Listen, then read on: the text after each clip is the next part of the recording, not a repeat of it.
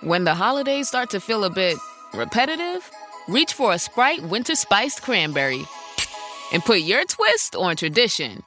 A bold cranberry and winter spice flavor fusion, Sprite Winter Spiced Cranberry is a refreshing way to shake things up this sipping season. And only for a limited time. Sprite. Obey your thirst. This episode is brought to you by Indeed.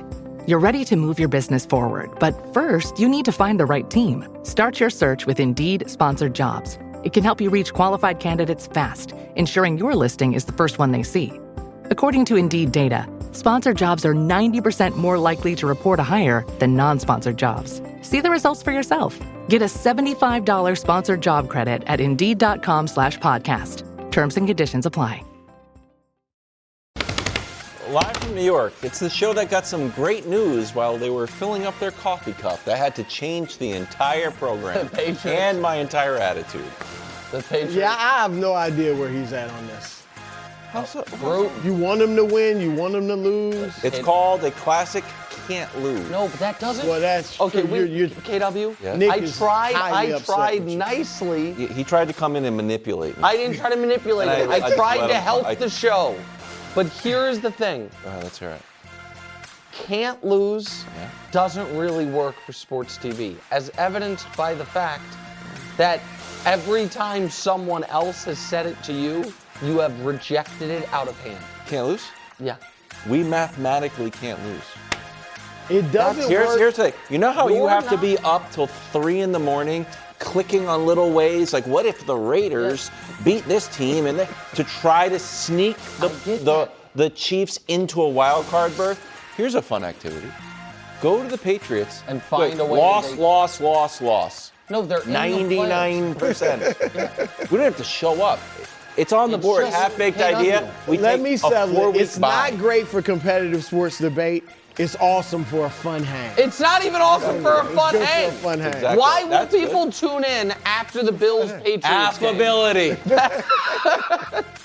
It's the first hour of First Things First. Today, can the Cowboys catch the Eagles if the Eagles go into a true Who funk? cares?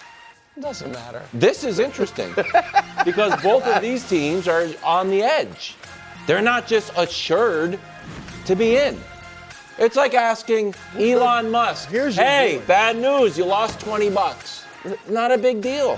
Meanwhile, Patriots are now favorites. Do they deserve to be, considering an hour ago they weren't? And finally, did Josh Allen vault the Bills to the top of Nick's tiers? How did the committee do? Committee did great. That's good. Committee always does. Probably a rough meeting, I'd imagine. Why? I mean, the Chiefs are I'm struggling. the only that's Chiefs what- fan on the committee. Oh, so they took joy and Yeah. pleasure. Okay. No, I And think also, they're a neutral party. I'm just going to tell you right now, the Chiefs are in a place that I thought we would never see them on the tiers. And it could lead to them being not on the tiers. That Oh, just wow. can't happen. It's just listen. Wow. The rules are rules, guys. I have to see the tiers, but I think your objectivity is impressive. Yeah. I'm gonna give him credit. Yeah. That's great. Bastion of objectivity, consistency, and integrity. That's what they've always called me. We're starting with the fallout from the Eagles' 5-turnover game and third loss in a row. Coach Sirianni was asked today on Philadelphia radio if he'd consider benching Jalen Are we Hurts at really- some point this season. He was asked it, bro. So now we can talk I'll be about it. honest, and you were a radio host too. You can ask it. That's what he It's said. fair game to ask it. I mean, it's ridiculous. Here's the clip. Take a listen. No, I think that's ridiculous. I think, Jalen Hurts, I know every time I go out in that field with Jalen Hurts as our quarterback, we have a chance to win the game. That's something that's been proven.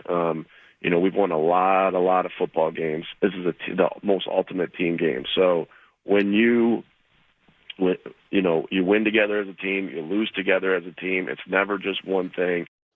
Okay, what's the number one reason for the Eagles' 3-game slide? Also, give me your reaction to Sirianni's tone.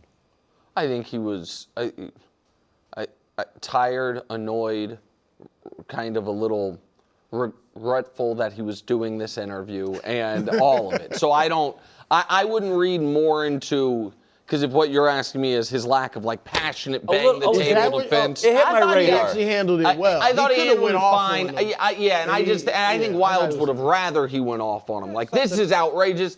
I just think it's Jesus. I mean, win as a team. Lose. Yeah, I mean, I just thought he was just kind of getting through it. Okay. But to answer this question, biggest reason for the Eagles' 3-game slide, bad offense. And that falls primarily on the quarterback and the offensive-minded head coach. That's just, to me, what is fair and how we would treat any team in this situation. Again, it's not quite apples to apples, but if the Chiefs, who are in the midst of a slide as well, but if it was clearly because the offense is not performing, because they're averaging 18 points per game, because in the last 10 quarters they had scored 34 total points, we would say, most likely, Patrick and or Andy need to figure it out.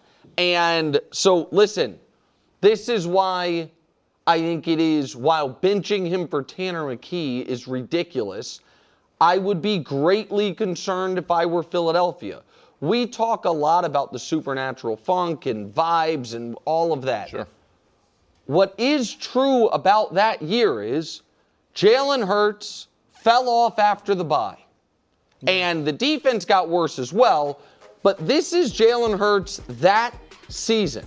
Coming off a Super Bowl appearance, team had a good record, but it seemed like things were off leading into the bye. And then after the bye, which was in Week 10, his play fell off considerably. Jalen Hurts this year, after their bye, which was in Week 9, the high was higher and the lows have been lower. And so the team, while it has not yet lost 5 of 6, what I would say is this, Brew.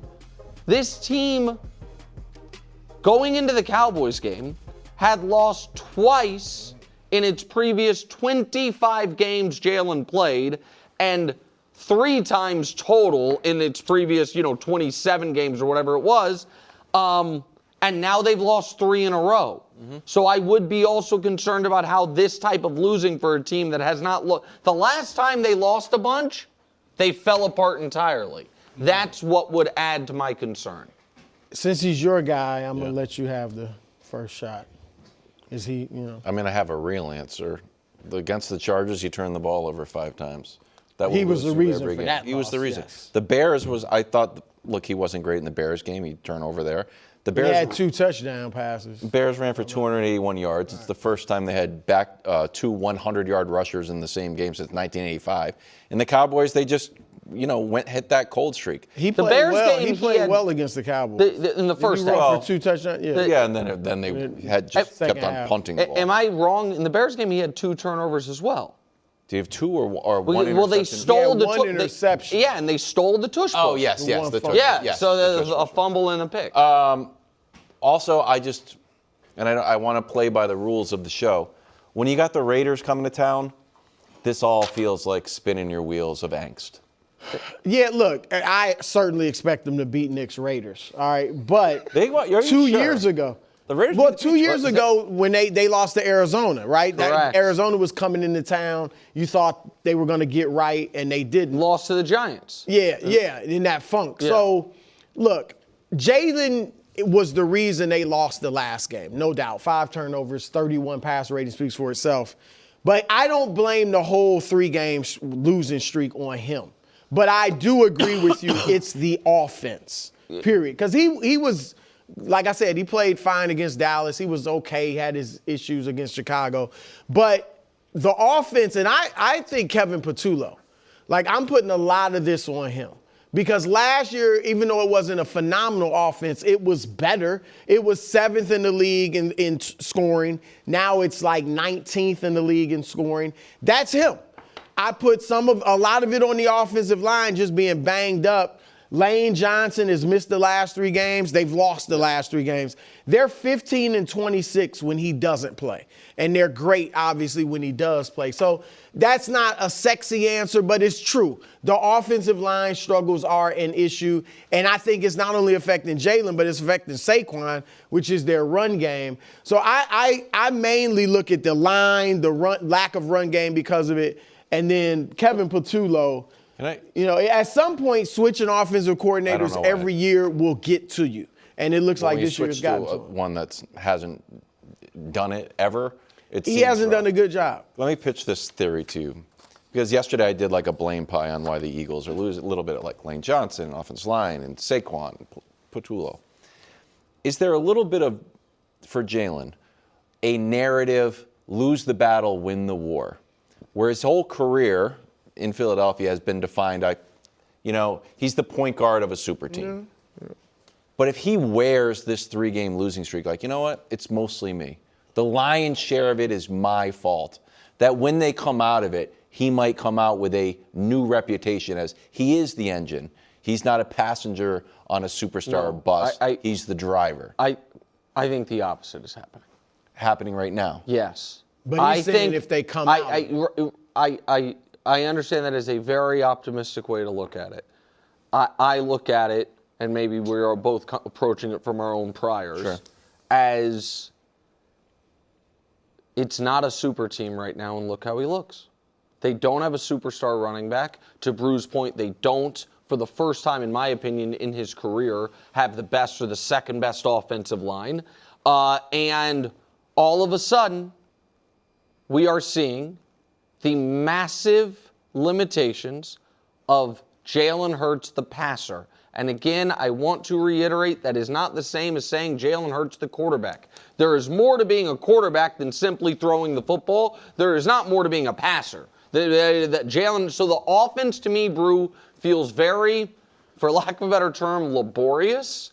And when you add to it, he does not run as much or as effectively as he used to. That is the concern. And I thought you saw at the end of the game Monday night, when it looked like they might pull it out of the fire, it's like, oh, Jalen's running again. That's useful. That it almost felt to me like Herbert and Jalen, were like, all right, I'm going to have to do this with my legs. But I agree with you, Wilds, that with Saquon playing the way he is, with Lane Johnson out, that even though they have two great wide receivers, this is not a super team the way we have talked about them in the past. Mm-hmm. But I do not think Jalen Hurts has the ability to be great consistently under these circumstances. And I think what we are seeing as of late is he is pressing because of it. I thought, and we didn't spend as much time on it as we could have, I really thought, Brew, the decision to throw that ball on 1st and 10 where he did it was crazy.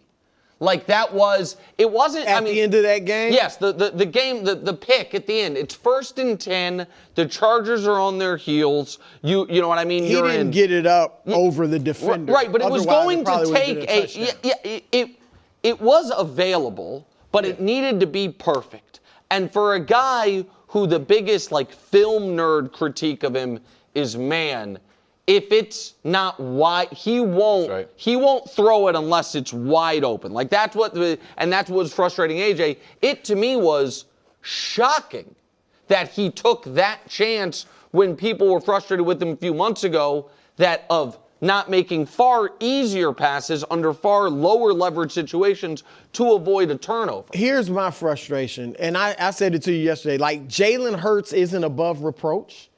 He's delivered 2 Super Bowl appearances in 4 years. They won, 4 games before he took over as the starter? All right, and he's developed into one of the best quarterbacks. And the offense has been bad all season. And I'm doing this is not to start an argument on another sort. But I'm saying this year. Whenever that happens. It's him versus Patrick. This year, let's see the stats. I'm sure it's him versus Patrick. Let's see the stats. You can have a down year. He's having a down year, and he's better than Mahomes across the board other than passing yards. But can I ask you a question? Honestly. Do you think he's been better than Mahomes this year? I think Mahomes has been a little better, but the statistics are the statistics. Yeah. Statistics don't just come out of thin air. No, of course. And so I'm just saying, he doesn't have. Mahomes actually statistically has a better run game this year than Hurts does. They run for more yards a game. They get more yards per carry, and Hurts is. So I'm just saying. The hand-wringing over Jalen Hurts, this is why I came down on A.J. Brown yesterday. If Mahomes had a receiver, now Mahomes is really above reproach. But I'm just saying, if he had a receiver that was saying, I thought he threw the ball better. Back in the day, it was different. Then all of a sudden, it's a big story, even though it would be foolish, but it would be a huge story. Sure. We'd be nitpicking Mahomes a lot more than we are. And I think that's happening to Jalen. Yeah, so Good argument. I do not think the Eagles' offense functions like an offense that has a great quarterback. Just don't. And I understand, like, you're right, the numbers are the numbers. And I thought you were even going to go further. Like, I bet Jalen's numbers over the last 2 years to Patrick, it's even more stark. I understand. I get that. And it's not going to start a big argument because I know the point that you're making. But I watched the Chiefs and other teams as well. But I'll use the Chiefs. And I'm like, everything they do assumes our quarterback is so great. We can do these things. And I feel like the Eagles run the offense in the opposite. Everything they didn't always in the past. That's why I look at Patullo. Because we know a few years ago when A.J. Brown first joined the team, he had a career year with Jalen Hurts. So I think a lot of it's on the new OC. No, listen, I think, was that with Shane Steichen, who's proven to, proven to be a quarterback whisperer, like get the best out of them. Yeah. It just feels like the Eagles' offense right now is dealing with a quarterback problem. That doesn't mean the quarterback is a long-term problem. But the reason to me the Eagles have had issues this year is their offense, and the biggest problem with their offense is it doesn't seem like they have a week-to-week reliable passing game.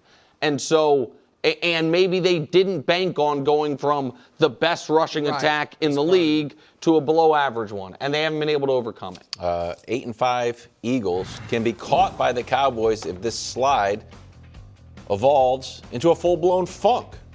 Jerry Jones was relishing in the idea that the Cowboys are alive after watching the Eagles lose to the Chargers. Take a listen. Well, I watched the game flying up to New York. I'm overlooking Central Park right now. Real excited. They didn't have to put any fuel in the plane. I just flew up here on my own. I know it's cliche, but we've got to concentrate on the Minnesota Vikings this weekend. That's a big game for us. But, boy, you see that, you need to stay in there every play. Every play is meaningful right at this particular time, and we sure got a shot at this thing. I like the plane fueling update. Are you giving the Cowboys a chance to catch the Eagles? Absolutely. And it's because, to me, I'm going to lay out two scenarios, either of which to me are incredibly, I don't want to say likely, but realistic. And the first one is that after missing this week, which he's going to, Jaden Daniels is back. The week after this, you think they'll bring him back? The reporting is, I think I know that, but you probably wouldn't have played him this past week. But even that team showed with Mariota in the Broncos game, like they can be live, like whatever. But that the scenario is the Eagles in a road divisional game with or without Jaden Daniels lose it, and then they are playing in Buffalo with potentially their season on the line. Because 2 losses can't eliminate them. That scenario might seem like too farcical, so let me just give you the next one. They win their next 2, as does Dallas. They then lose to Buffalo. And the Dallas Cowboys in Week 18 play the New York Giants, and the Philadelphia Eagles at home are in a scenario of, if we lose this game, our season is over. Does it feel to you like it is on the board that this Eagles team that we have seen this year, again, they go win, loss. If that happens, if the Cowboys can beat teams they're going to be favored to beat, it's really interesting. Where they just walk into Week 18 with, if we lose, our season's over. And I think that with a very anxious and not happy Eagles crowd, like I think that is, I expect them at the very least to lose to Buffalo. And so I wouldn't trust Philadelphia, this Eagles team, in a Week 18 game. I wouldn't. Absolutely not. Oh, really? You're giving them no shot? First of all, I'm disappointed in Jerry. Jerry has moved the goalpost When he traded Micah, it was to improve the run game, as he said, sure. and they were supposed to make the playoffs and make some noise. Yeah. And now you're all giddy about having a shot, a long shot, at making the playoffs? Well, that's the only thing he can do. It's ridiculous. All right, I'm not letting him move the goalpost, so that's number one. All right, number two, I do think, Nick, I think that the Eagles are going to sweep the Commanders because, one, if they bring back Jaden, I just think it's ridiculous. Your season's over. Bro, you thought it was ridiculous they brought him back this week. But not as ridiculous. Just because, you know, you have more time left. You didn't have as much evidence that he's so injury prone. Now he gets hurt in his first game. And so I would not play him. But even if they do, he wasn't great when he played. You know, like he's rusty and all that. Yeah. And so I think they'll sweep the Commanders and they'll beat your Raiders. I know you got faith in the Raiders. That's why you're really iffy about this. Bills might beat them. I mean, that could go either way. But here's the other thing. I don't have confidence in the Cowboys to win out. Oh, really? What have we seen? Oh, they look great against Philly and Kansas City. Yeah. And then get boat raced when it really matters against the Lions. And they were boat raced. What was it, 27-9 at one point? They lost by 2 touchdowns. So I'm just saying, like, they're really I good think at the home. Chargers are better than them. Oh, I don't. Not to the I don't in their present states. I don't. I think the Cowboys the last month have been a better the Chargers team are better than the Chargers. I Cowboys mean, they both favored against the Chargers. There's no of reason course. for me to think the Cowboys No, are the going to Cowboys are going to be well again. The Cowboys They'll do something. They would blow it. So they would blow. It is surprising. So, but you wouldn't be shocked, bro, if the Cowboys win their next 3. You wouldn't like if they, I don't think you would. The Vikings, Chargers. I mean, they're not like world beaters, but I think the Chargers. We'll see what I say that week, but right now I feel like the Chargers will beat them. Because I just think the Cowboys have not shown me anything to make me feel like, you know what, they can sustain a long run. They cannot talk about the Super Bowl. They cannot get giddy because, well, we got it going. I mean, that's what they do. After a win or two, everybody's celebrating Quinnen Williams and we're back, baby, and here we go. No, you're not. I buy that to a degree. I guess the point that I'm making is I don't think you'd be shocked if they beat the Chargers. It's not shocking. Right. The Chargers and so great.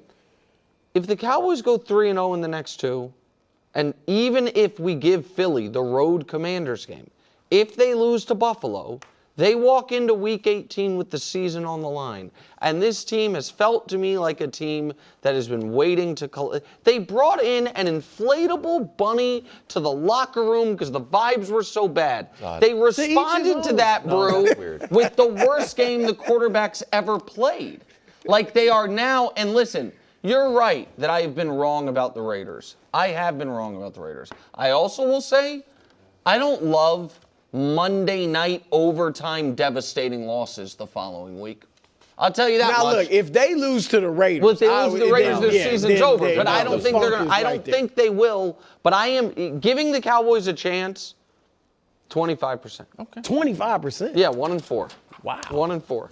What's your? I'd say 2%. I'd say 26. Oh, you got to price is right. Bills in New England Sunday at 1. Patriots are the 2 seed in the AFC.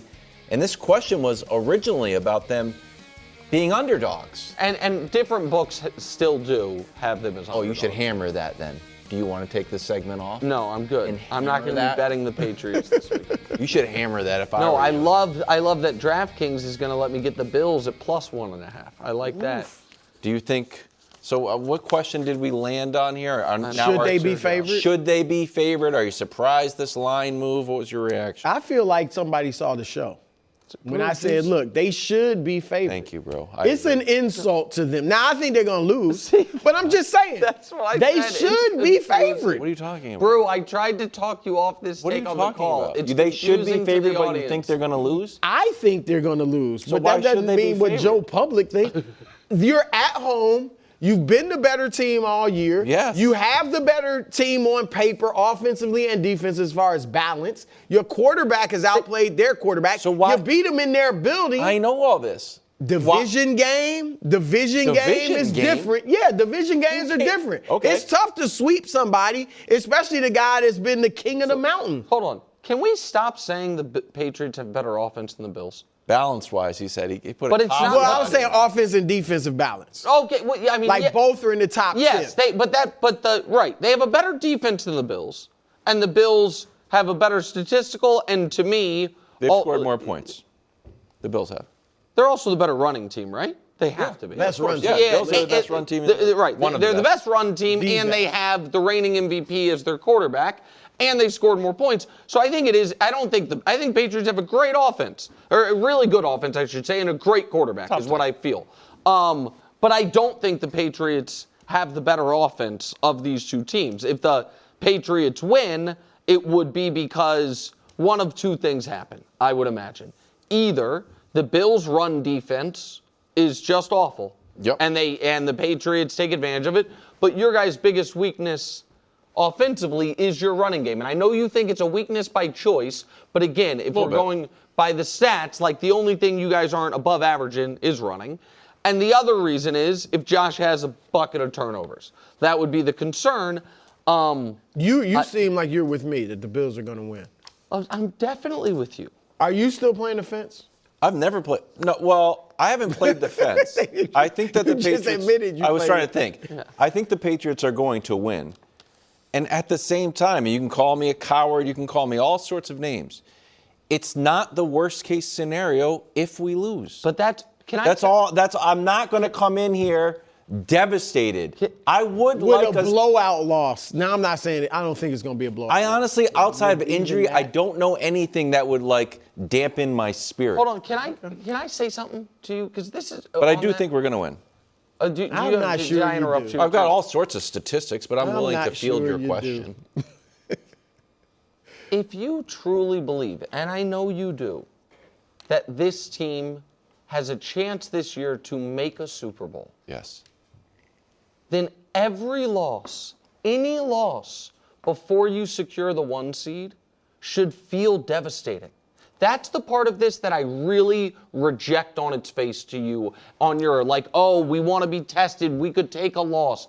The difference in the chances of a team making the Super Bowl, if they are guaranteed to have home playoff games and they skip round 1 versus playing a really hard round 1 game against whoever is the 7 seed.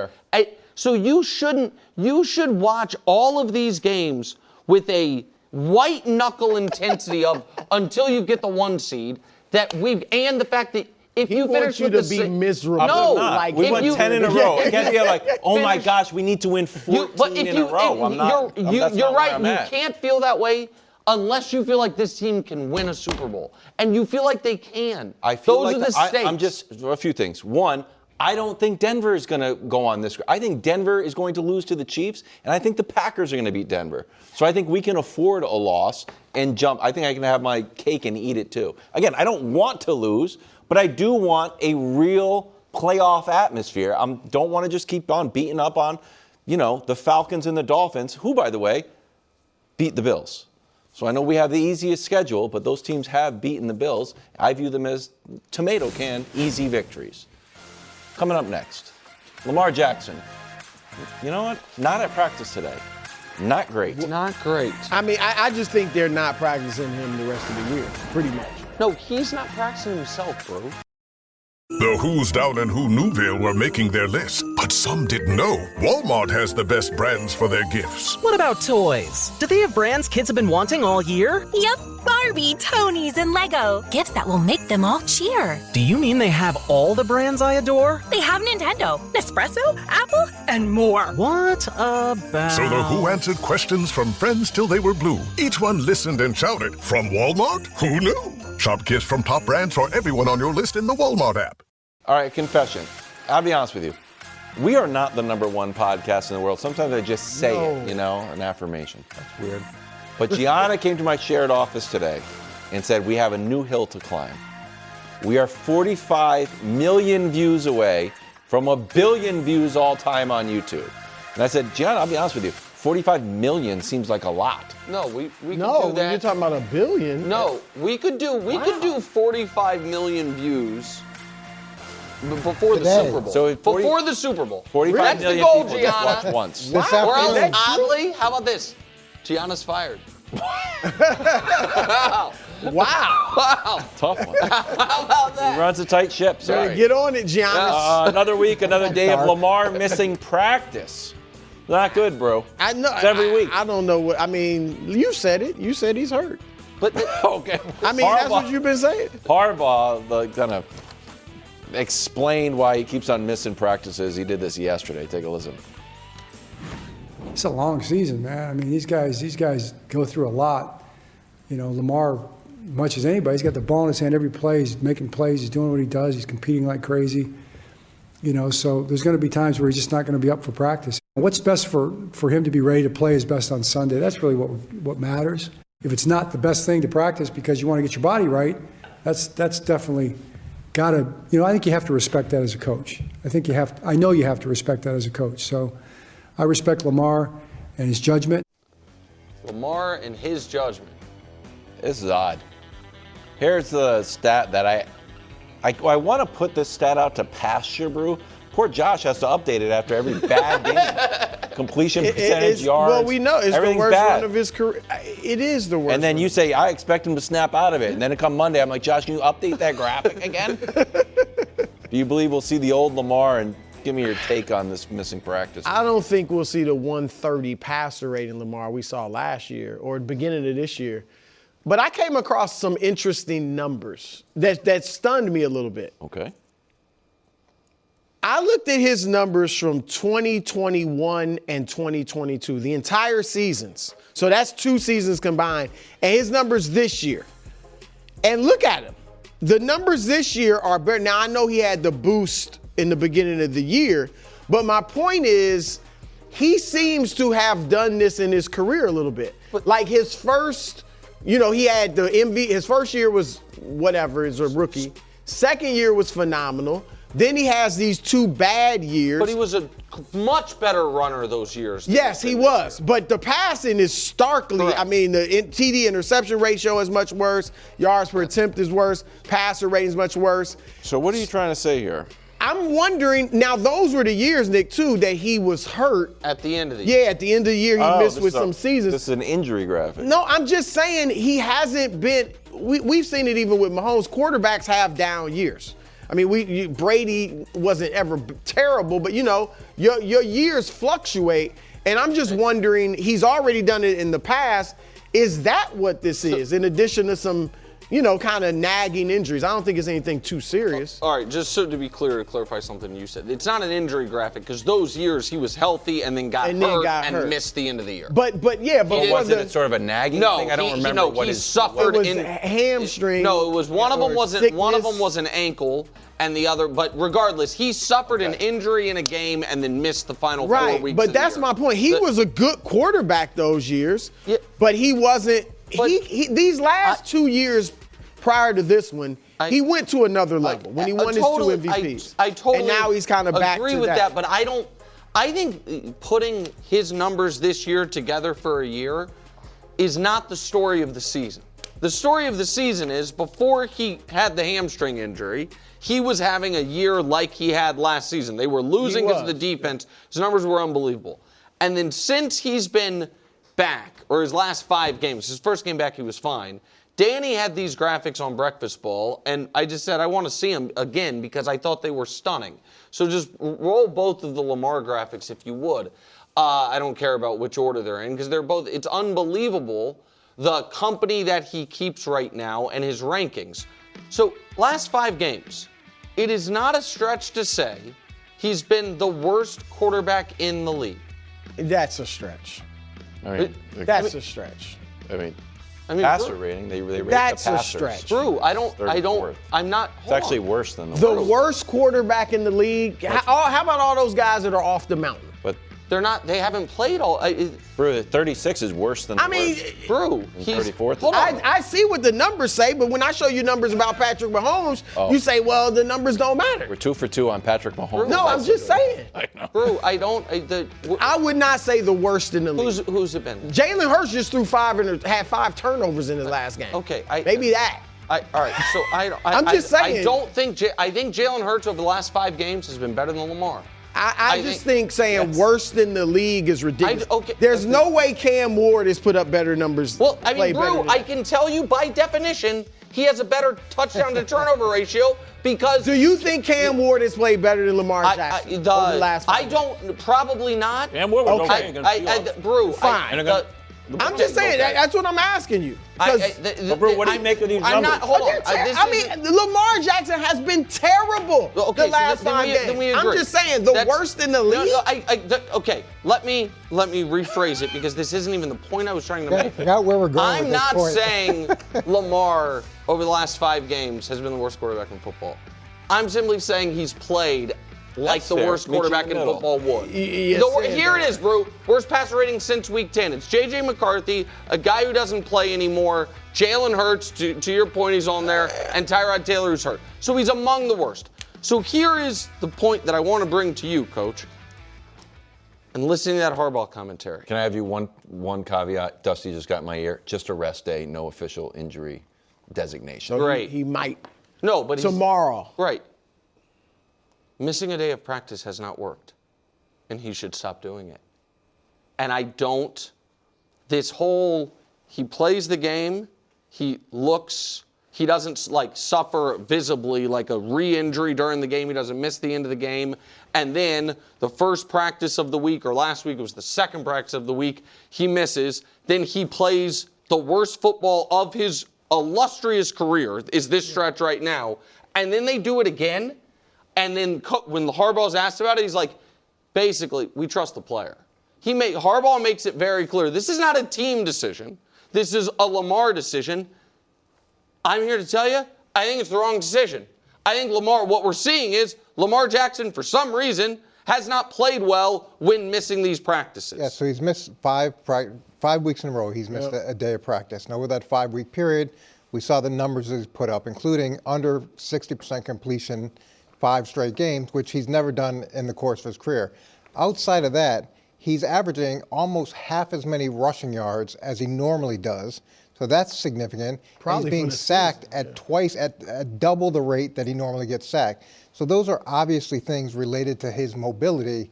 And the idea that he doesn't have an injury distinction and it's just rest doesn't seem like it totally adds up. I don't know if I'd be really happy if I was in Vegas and he was playing like this, and we keep saying it's only rest, but he's got the previous ones weren't rest. The previous one was a toe, an ankle, a hamstring. By the end of the week, doesn't it go by Friday like no injury designation? No, it's one of those things where I got fined one time $20,000 for not tagging Brett Favre with an injury. Guy went out and threw 5 touchdowns. I think people would have been mad if I had tagged him and he threw 5 touchdowns. And now we're missing a day.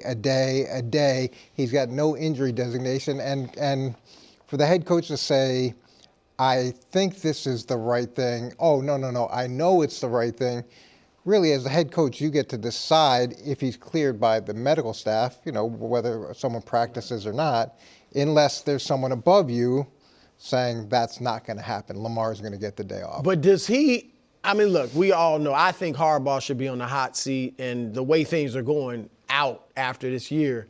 But what could he – he really, to me, doesn't seem to be in position to be like, Lamar, you were cleared. You're going to practice today. I don't think he can do that. Well, the quarterback is such a different position than anybody else in terms of how it affects practice because everybody is so dependent on him. Right. You're dependent on him for, obviously the timing of the routes. You're dependent on him for the cadence for the offensive line. If you want a hard count, if there's check with me's, hey, versus this look, we're going to do this, versus this look, there's so many elements that come into play that the quarterback affects. So when he misses practice, the impact just radiates when a quarterback misses practice, where is he?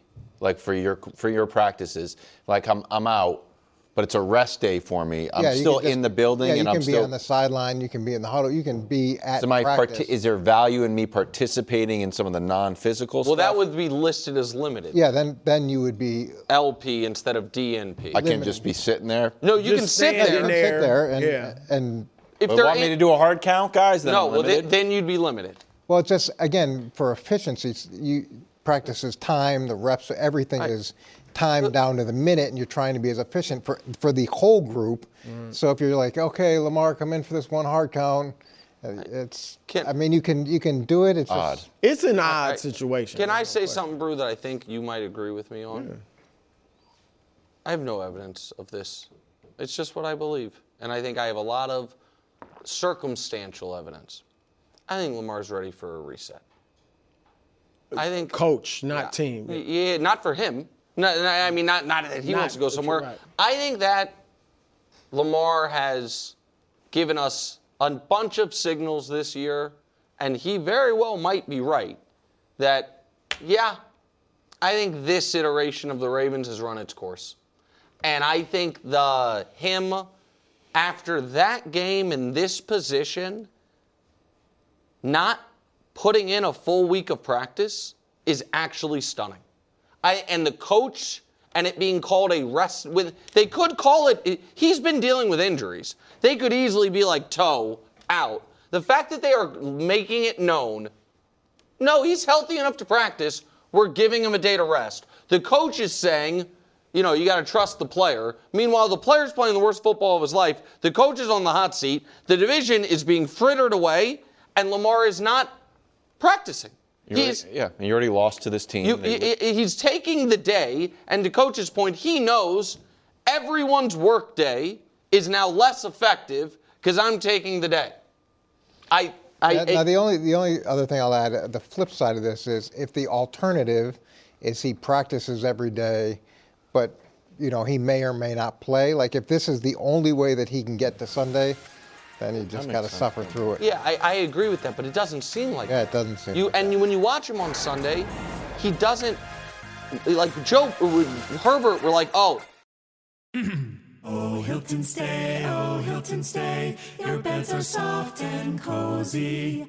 No lumpy couch, no stiff futon, no shower line at crack of dawn. Oh, Hilton stay. When you want holiday comfort you can count on, it matters where you stay. Enjoy comfortable rooms and friendly service when you stay with Hilton instead. Save up to 25% this season when you book with Hilton. Hilton for the stay. Terms apply. Browns, Bears in Chicago. Shedeur coming off a 4-touchdown performance where he's taken off the field with a chance to tie. Caleb coming off of a 2-touchdown performance where he threw an interception and lost the game. Mm-hmm. Bro, what are the chances that Shedeur outplays Caleb? Back-to-back games going up against former number 1 picks. Shedeur Sanders, coach, will outplay Caleb Williams. What a take. Now, the Bears will win, but because Shedeur is facing a much weaker defense. Yep. Caleb obviously facing one of the best defenses in the league, and Myles Garrett is going for that sack record. All right? And so he's going to be under duress. Shedeur is going to outplay him. Caleb has not thrown for 300 yards all season. Shedeur did it in his 3rd start. Caleb has 2 games out of 30 that he started where he's thrown or produced 4 touchdowns. Caleb has 1 in 3 starts. You meant Shedeur has 1. I mean, Shedeur has 1 in 3 starts. Gosh. And then, Nick, there's this. Okay. Look at the graphic of their stats this year when they start. Okay. Shedeur's are actually better. This is too. Passer rating higher, TD percentage higher. Caleb, we know he doesn't throw many interceptions except for that game, losing one. And then yards per attempt, passing yards per game. I'm just saying. I really think he's going to. You think it's not on the board that he outplays Caleb? I honestly believe this is the hottest take in sports TV. Any network, any show. What? All week. Why? He just threw for 364 yards. You moved the goalpost now. And 4 touchdowns. Because I heard him deliver it, and he gave no equivocation, no qualifiers, no nothing, just flatly. Like, listen, at this moment, given the discrepancies in defenses, I trust Shedeur Sanders to play a great game more than Caleb Williams. I think that's banana. Caleb has moments, and he will have moments. Mm-hmm. He was great at times in that last game. He was great in the second half until he lost. Rolling out, he's great and all that.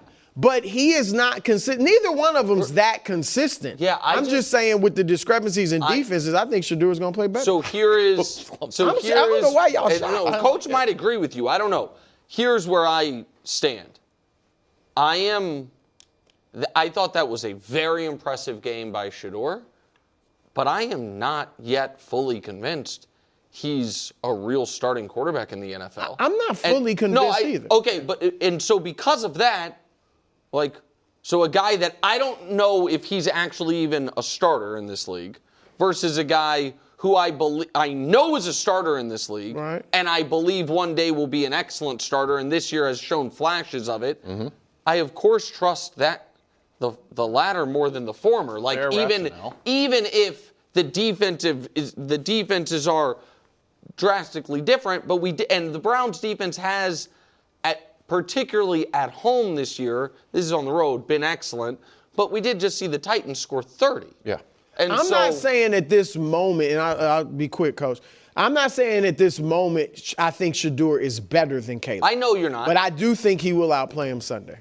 Yeah, I don't think it's that hard to take. I think it's definitely on the board. I think it could easily happen. And I don't think it's just a function of Shedeur outplaying Caleb at all. I think it's the Browns defense significantly outplaying the Chicago defense. And Chicago's the bottom third in almost every defensive category. Where they make hay is in turnovers, and that could be the biggest problem. That worries you. No, it is. But as you said before, it's not something that you can count on game in and game out. But it is something they've been extremely good at this season. I think the other thing is Shedeur's added some energy into that building.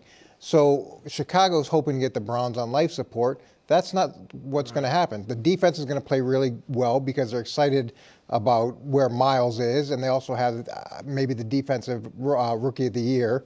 So they've got a lot of energy defensively, and then offensively, he's infusing some energy. And this game comes in between Green Bay and Green Bay. So there's a lot of emotion before, a lot of emotion after. They're hoping the Browns come in, play dead. That's not going to happen, and Caleb could easily be on the short end of the stick. And then if that does happen, the amount of enthusiasm for Shedeur Sanders in Cleveland and nationally is going to be. I agree. I agree if it happens, and if it happens, he'll deserve it. If in back-to-back weeks he plays really well and outplays the last two number one picks, he'll deserve it. Well, it's not like Caleb's lighting it up. Well, that's my thing. I'm surprised because Caleb is so inconsistent. I'm surprised you just think it's a given. Because I just think it is way more likely that Shedeur goes 10 of 27 for $110 with 2 picks than it is he duplicates what he did yesterday. Yeah, but he'll probably hit like a wide receiver screen that'll go for 60 like most games. I mean, maybe. The Bears, for whatever defensive issues they have and whatever quarterback issues they have, they've been a good team all year. Like they got to they were the 1 seed 3 days ago and they lost, to a really good Packer team. I would be stunned if against a good team Shedeur plays a really good game. Like it's one thing against the Titans, which by the way, and again, I'm taking nothing away from Shedeur. They were down 14 to the Titans with 2 minutes left, and he did a lot of his best work, in the comeback late, and that's really positive, but it also made the stats as eye-popping as they were. I don't see this happening. I'm taken aback. Most yards per pass since Shedeur's first start. Drake Maye, Dak, Matthew Stafford, everybody's All-American. The Prince. Wow. Shedeur. What a list. Basically, your MVP. MVP candidates. And that is why, Broom, playing him over Gabriel was to me such a no-brainer once you saw that Gabriel refused to throw the ball down the field. He gives you a chance for explosive offense. On the board. Yeah, the upside's there. You convinced everybody almost. I got to tell you. I'm shocked you think it's such a high. I was with you the whole time. Who's pounding on the gates right now, about to storm the set. This episode is presented by State Farm. Having insurance isn't the same as having State Farm. It's like needing the protection of an offensive guard on the football field, but getting an elementary school crossing guard. Sure, they're both guards, but you can only trust one to keep your quarterback safe when the game is on the line. So don't settle for just any insurance when there's State Farm. Like a good neighbor, State Farm is there. Live from New York. It's a show that's doubting that a 44-year-old high school football coach here's my can problem. win a game against the Seahawks. Here's my problem, if I may, just for a moment. It is I think it's reckless because the man can be injured significantly. And the other one is, it is just seeped in arrogance of what matters more than have you been an active NFL player this decade is, do you understand my fancy system? Like, oh, my system is the magic sauce here. So rather than someone who went to training camp, was in practices, has been throwing footballs, isn't a grandfather, and I say that as a grandfather, I want Phillip Rivers. It just seeps in coaching arrogance. Well, they've been talking every week, right? Wasn't that the? Yeah. And now the Seahawks can get scouting film from high school. From high school, like, oh, here's what Phillip Rivers loves. This is where he's love it with a passion. Today, are Brew and the Ravens both facing a must-win? I love that we just keep using this. Meanwhile, who will be the star of the Bills-Patriots battle? Drake Maye or Josh Allen, who has traditionally been an excellent, excellent quarterback. But right now, you're in for a real treat. Last night, during an ongoing feud with Pablo Torre, I didn't realize it got updated. You didn't even tell me about it. You got talked about a lot. In Europe. An elite group of analysts, experts, and people who eat cinnamon buns for lunch. It's not me, America. Just covered in slime. It's not me. Tell them it's not me. It was just a plate of slime. I'm like, what is that? Tell them it's my lunch. Tell them it's not a lunch. Tell them it's not me. It's not you. Thank you. You're eating supermarket sushi. Bought and toiled and burned the midnight oil to deliver the best segment in all of sports. It's an honor and it's a privilege. It's time for Nick's Tears. Can I tell you something, KW? What? Was that Days information? Not at all. No. The sushi? Far from it. Oh. Days like today, I'm always very thankful for the team that we have. Sure. Brew knows how I feel about him. Days like today, I'm really glad you're here. Because you add a level of levity and fun that I need on a day that is as emotionally tumultuous as this one. So thank you, KW, for that intro to Tears, because we will show you who's been eliminated. It is the same folks that have been eliminated the last few weeks, because no one has been facing elimination as of late. But as we head into the Week 15 Tiers, I will show you who is facing elimination this week. Go ahead. This is unreal. Wow. This is a sad day for the show, really. It's for the show, for my kids' 529 plans. For you got into that? Well, this is running out of pots of money to pull from. For everyone involved. But if the Chiefs lose this week, their season's over. Wow. They'll have a little E next to them on the graphics, eliminated. The Bengals, somehow, if the Bengals win out, they're super alive. They're 4-9, but if they win out, they're alive, but they have to win out. They're both facing elimination. Oh, how we yearn for the days of back-to-back conference championship games between these two once proud franchises. Really, one proud franchise and the Bengals. Quarterback quandary. So here's the deal. The quarterback quandary in Indianapolis, quite simple. We had a guy having a great year who tragically popped his Achilles. We had a third-string guy from Notre Dame who got hurt. Meanwhile, our top 5 pick, who was supposed to be our franchise guy, hit himself in the face with an exercise band before a game and broke his eye socket, so he can't play. So in walks 44-year-old Phillip Rivers. Oddly, the Colts quarterback situation, simpler than the Ravens. True. We have one of the greatest quarterbacks of all time. True. Who seems to have mysterious nagging injuries but isn't listed as being injured and also can't play anymore. And we just had a 3-minute argument about whether he has been the 32nd or 30th worst quarterback in football over the last month. What are the numbers It's say? been bad. There's a difference. 36 is what the numbers say. Either way, we're in a bad spot. Decade droughts. The last time the Pittsburgh Steelers won a playoff game was 12 months after the last time the Panthers won a playoff game. Which might sound bad for the Panthers, it's actually worse for the Steelers. Yeah. It's like, wait, Absolutely. that Cam Newton Super Bowl was only a year earlier than your last playoff win. So they're both trying to break it.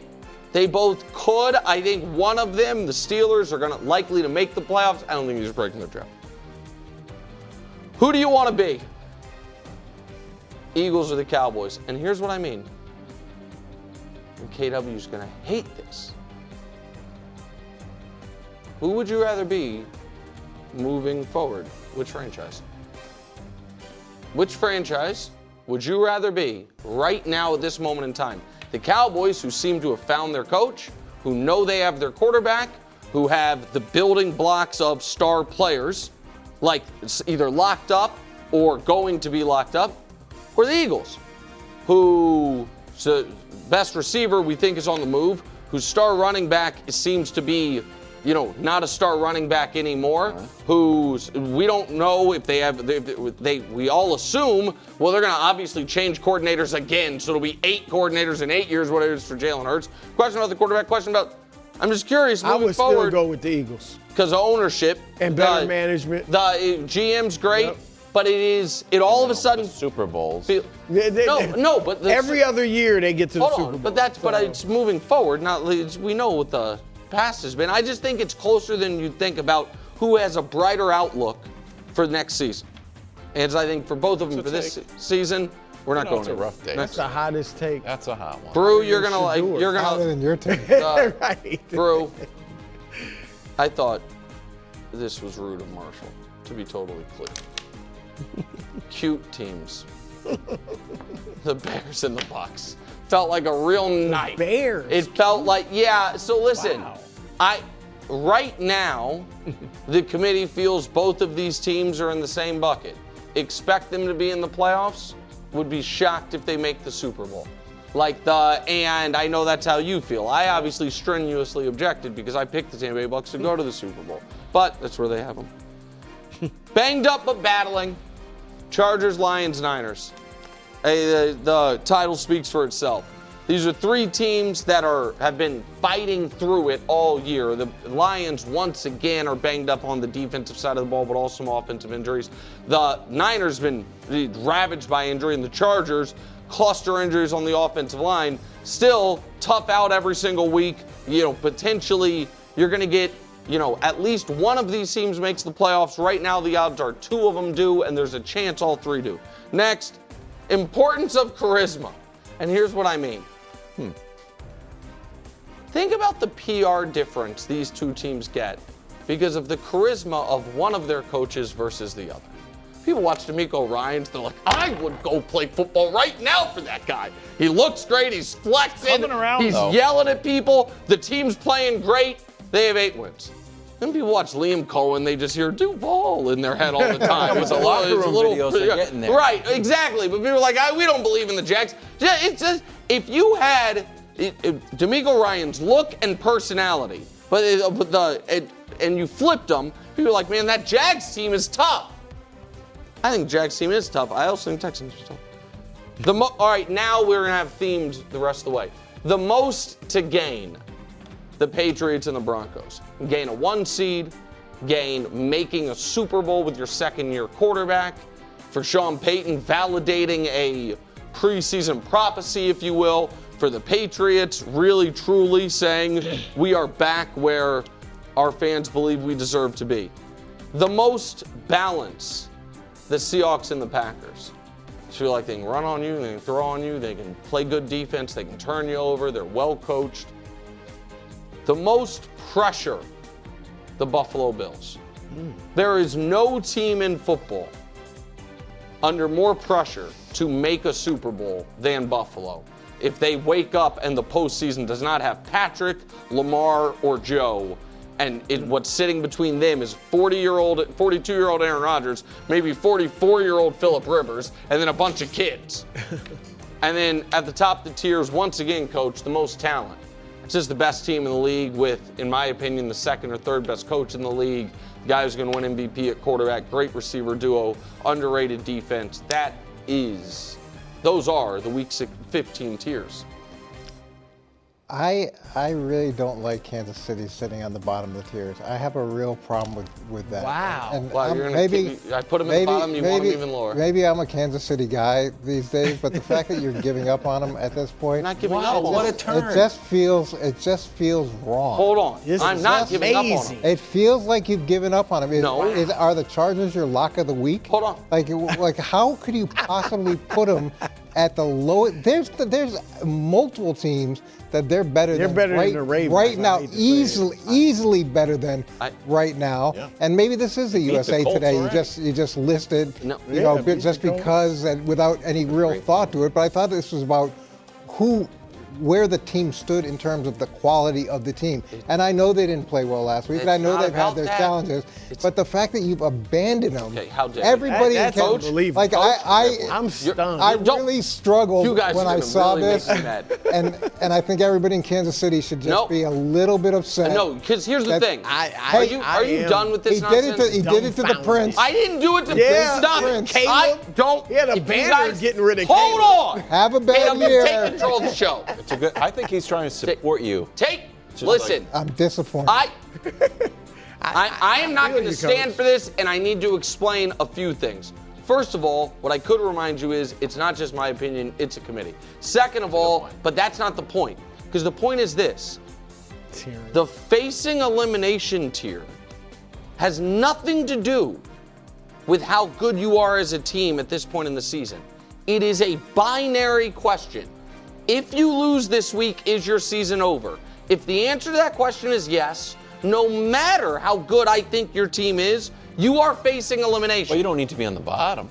What do you mean? Facing elimination is, definitely. Again. And I guess I thought you would have more confidence in the Chiefs to realize that they're not going to lose this week. That is not. So there's no chance they can be facing elimination because they're going to win the game. That's not. That's how I would. What is this? That's now, how guys, I think. this is not. That's not how it works. That's how I felt when I saw it. I wanted to be in that. If you lose and your season's over, you're facing elimination. Yeah. Facing elimination, oddly, until at least week 16 has to be at the bottom of the tiers, and then later it can be higher. You know what? I didn't know. Check the bylaws. Whatever helps you. You know what, Coach? That was embarrassing. It was. I'm embarrassed for you. Let me see because I'm going by where they're ranked. I'm not going by the names. I know. Marshall always does a great job with the names. But I'm putting Green Bay next to the Bills. Move them up one level. The pack is back, baby. The pack is hot. All right. Christian Watson has given them a spark. He's a deep threat. We know he's a speedster. He's opened things up. And Jaden Reed is playing well. Another receiver back. Remember, we forgot they had their receivers out. The backup tight end, is it Musgrave? Yeah. Luke Musgrave is playing. Remember, he was supposed to be better than Tucker Kraft. Right. And he's actually starting to play pretty well, so they're not missing Kraft quite as much. Coach, you'll love this. Ever since the receivers got back, Josh Jacobs in the run game has gotten back. The last 3 games, let me put it this way. The first 9 games, Josh Jacobs averaged 3.7 yards a carry. The last 3, 4.8 yards a carry. All right, nice. Significant difference. We know what the defense is. J-Lo is playing so well, Nick. He's actually moved into the top 5 on some MVP ballots. Has he? Yeah. J-Lo. Wow. He has. So the pack, you got to move them up. And I do have a bonus take. If we can see the whole, whole tier. Just a quick bonus take. Your time. I got to be honest. KW, we got plenty of time. Nick. But then he starts digging in on quickly. I don't even think. Let me put this. I'm not sure Tampa Bay's even cute anymore. Oh my God. I mean, I don't think they're cute anymore. Right. Look, they've lost 4 or 5. Thank you. They just lost to the 3-win Saints. Exactly. They got to drop. They got to drop. Perfect. I'm going to respond to your initial questioning that. point before we get to Wilds, who at 4:15 is like, you got to wrap it up, Bruce. No. You must have a lot. Brew's not afraid of going through the whole tiers. No, Brew, you do whatever you want, buddy. You're the elder statesman of the show. I think your Green Bay take was a sneak diss, maybe unintentionally, to Seattle.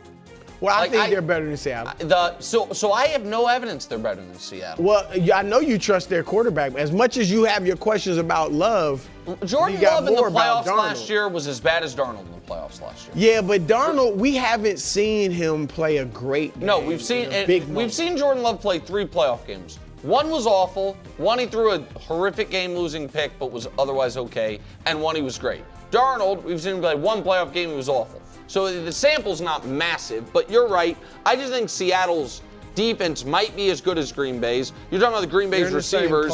They're not Jackson Smith and Jigba, and I really do like Seattle's coach. I just think Seattle, it's one of the rare cases of, I actually think them being in the Pacific Northwest has made it to where they have not gotten as much attention as the team's quality deserves. Definitely. Yeah. Do you agree with me? 100%. All right, go ahead. What's your take? Same time zone as Southern California, though. I know, but it's weird. I don't go to the game. Yeah, I know, but it is how I feel, though. Probably right. This is the rare change to the tiers that I will go 3 for 3 on. That you guys are going to be like, you know what? You all are going to agree with this. Don't cheat off my paper. Thank you. The Panthers. Clawing their way to the top. And this dovetails with Bruce. Oh, that's why you liked his Bucks take. Yes. First of all, Bryce Young. Everyone's like, probably a bust. Then he was like, is Bryce Young good? No. And then Bryce Young was benched, and they're like, is Bryce Young good again? Then he didn't play well, and then he's back like, is Bryce Young pretty good? No. Last 15 games? Pretty good. Been pretty good? Number's not bad. He's been pretty good. Let's look at the last 5 games. Dig in a little bit more. Bucks versus Panthers. Hello. Bucks are 1-4. Panthers are 3-2. Bucks defense has really let down Baker. Opponent's points per game 30. It's not great. Not great. And finally, this is the one that the coach loves. Top 2 teams, according to Brew, are the Packers and the Rams, because now you moved up. Yes. Bryce beat both of those teams. So at a certain point, if you can beat the Rams and you can beat the Packers, you've got to think like, and maybe coach, now they're, nobody will overlook them because they already have, 2 big wins. But I feel like if you beat the top 2 teams or 2 of the top 3 teams, sure, you should move up a little bit. So, listen, you make a compelling argument, and we are going to get to see in real time whether or not you're right, because I think very fortunately, Bucks, Panthers haven't played each other yet. Right. So we get them twice in the final month of the year. So we're going to see them in their current state. Now, that could be good or bad for Tampa. Bad in that they're not playing their best ball. Good in that Bucky Irving finally back. Mike Evans now coming back. It's going to be hard for him to keep that 1,000-yard streak alive. And, you would hope they get Tristan Wirfs back. Yep. Carolina coming off a bye, so they're as fresh as can be. Got the Saints. That's a W. Yeah, I would. They again. Lost to the Saints last Tampa. time. And at the Saints is not just a guaranteed W. I would right now. I believe.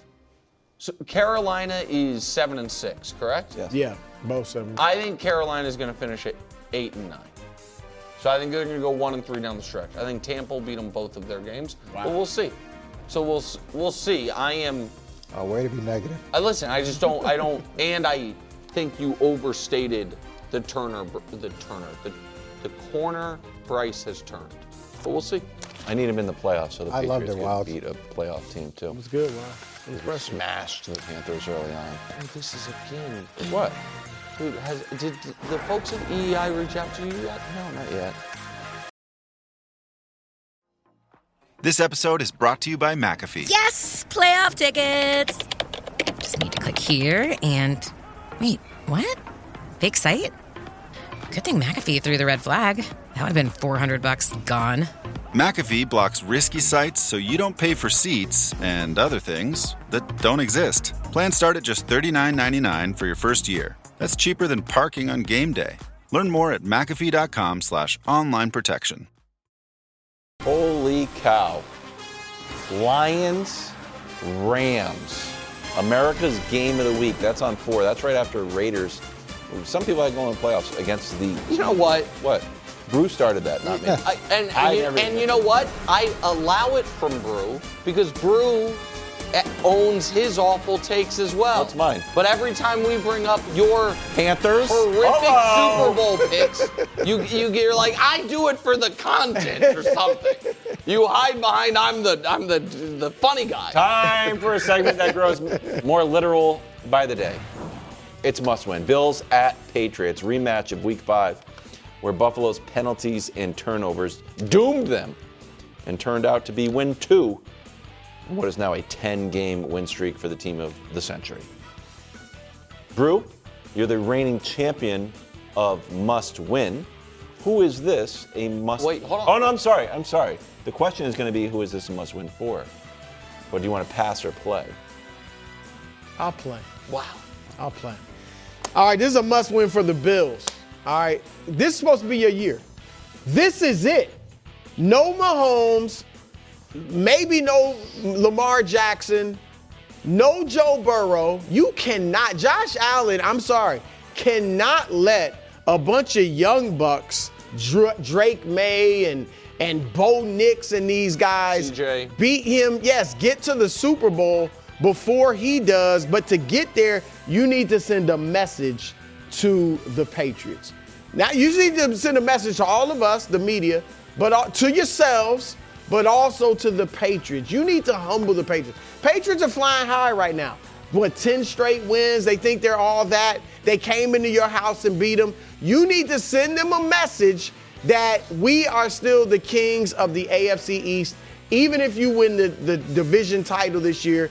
And when if we meet you in the playoffs, we want it to be in the back of your mind that they came into our house and beat us. So they need to send a message to the Patriots, must win for the Bills. Yeah, I see this as a double must prove they should be taken seriously.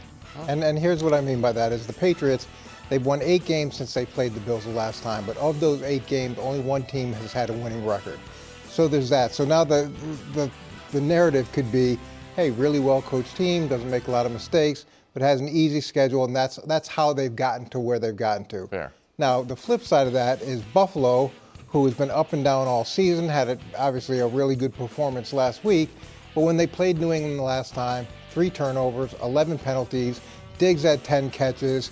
They were riding a 5-game or a 4-game win streak. They had 11-game home streak.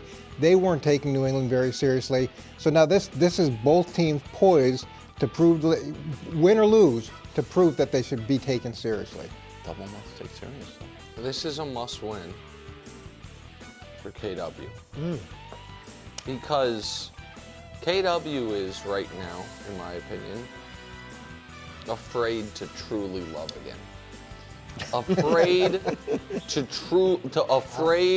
to open himself up to having his heart broken. And the best and worst part of being a sports fan, as KW knows all too well from the Patriots days, is truly believing my team can win the championship this year. And when you're in one of those years, everything matters. Most notably in the new playoff format, the number 1 seed and the bye. In your Patriot Dynasty days, well, it's not that it was easy to get the bye, but it was twice as easy as it is now. Sure. 2 teams got it. Now, there is no scenario where you will have the tiebreaker with Denver. So I've crunched it 100 ways. If you and Denver finish with the same record, you don't get the 1 seed. And I know you think Denver's got some losses in front of them. I thought Denver was going to lose just about every game they've played this year. And while watching the games and while they trail in every fourth quarter of this season, or every one but 2, I think, I've watched it. I'm like, oh yeah, they're going to lose this week, and then they don't. The team, to their credit, has a very good track record this season of winning football games. So you guys, for you, need to win for the 1 seed, and also because you have been a bit of a Bills dart thrower this season. The Bills are not that good. The Bills are not scary. Drake Maye's better than Josh Allen, maybe. Playing better than it. Playing better, certainly. So must win for you, KW. Incorrect. Brew gets the point.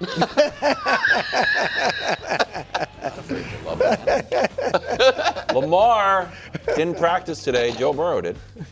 This is a rematch of a Week 13 matchup when Lamar ran into that resurgent Bengals defense. This guy. People were talking about. Only completed 53% of his passes. No touchdowns and 3 turnovers. Coach, the ball's in your court. Who is this a must-win for? Yeah, this is a must avoid the iceberg and not get swept away game for Baltimore. Wow. And here's the deal: is the Ravens are tragically underachieving this season, and really Cincinnati's playing with house money. Literally, offensively, the tons of house money. But once Burrow went down and once Hendrickson stopped playing, really nobody had any kind of expectations. But it's been radically different for Baltimore. And so now we've seen what's happened over the last 5 weeks, and Lamar's continued to play. But over the course of time, the only time that they've been swept by Cincinnati is the last time that they missed the playoffs. But I think that if this happens again this season, it's not just going to be about missing the playoffs, it's going to be organizational change. I think this game has a lot more meaning than just missing the playoffs. I think it translates into Lamar probably shutting it down after this. Wow. Then missing the playoffs, and then, things changing dramatically. Yeah, what Coach is implying is that must win for John Harbaugh and Greg Roman, who would be, if this team misses the playoffs, looking for a job. So I understand. Well, Greg Roman's in LA. I'm sorry, not Greg Roman. Todd Monken. Thank you, Coach. No, that's fine. I don't deserve the point for an error like that. But I meant because I was actually just trying to add to yours because my answer is the Bengals. But thank you. You're right, Todd Monken, not Greg Roman. But my answer is the Bengals and Joe Burrow. Oh. Because he did fight to come back from his toe injury. And when he came back, their season immediately became alive by beating this team. They then were on the cusp of not only being in really good shape, but being the team that everyone on all the shows is like, if they get in, no one wants to play them, like they were discussed last year, if you remember. True. That if they get in, no one wants to play them, even though the defense was so bad. And then Joe, who everybody loves and is a really good player, lost them the game against Buffalo on back-to-back plays. Now, he kept them in the game, he made great plays, but on back-to-back plays, that game flipped from a 10-point lead to we're trailing and in desperation mode. And so if they win this game, I think it kills the Ravens. And then for the Bengals' sliver of playoff hopes, you're just relying on a team quarterbacked by a 42-year-old unique fella falling apart, which is on the board. So it's a must-win to validate Joe Burrow coming back and to make up for last week. And I apologize for the Greg Roman, Todd Monken mistake. It's the most embarrassing mistake I've made on the show since I forgot Matt Ryan played for the Colts.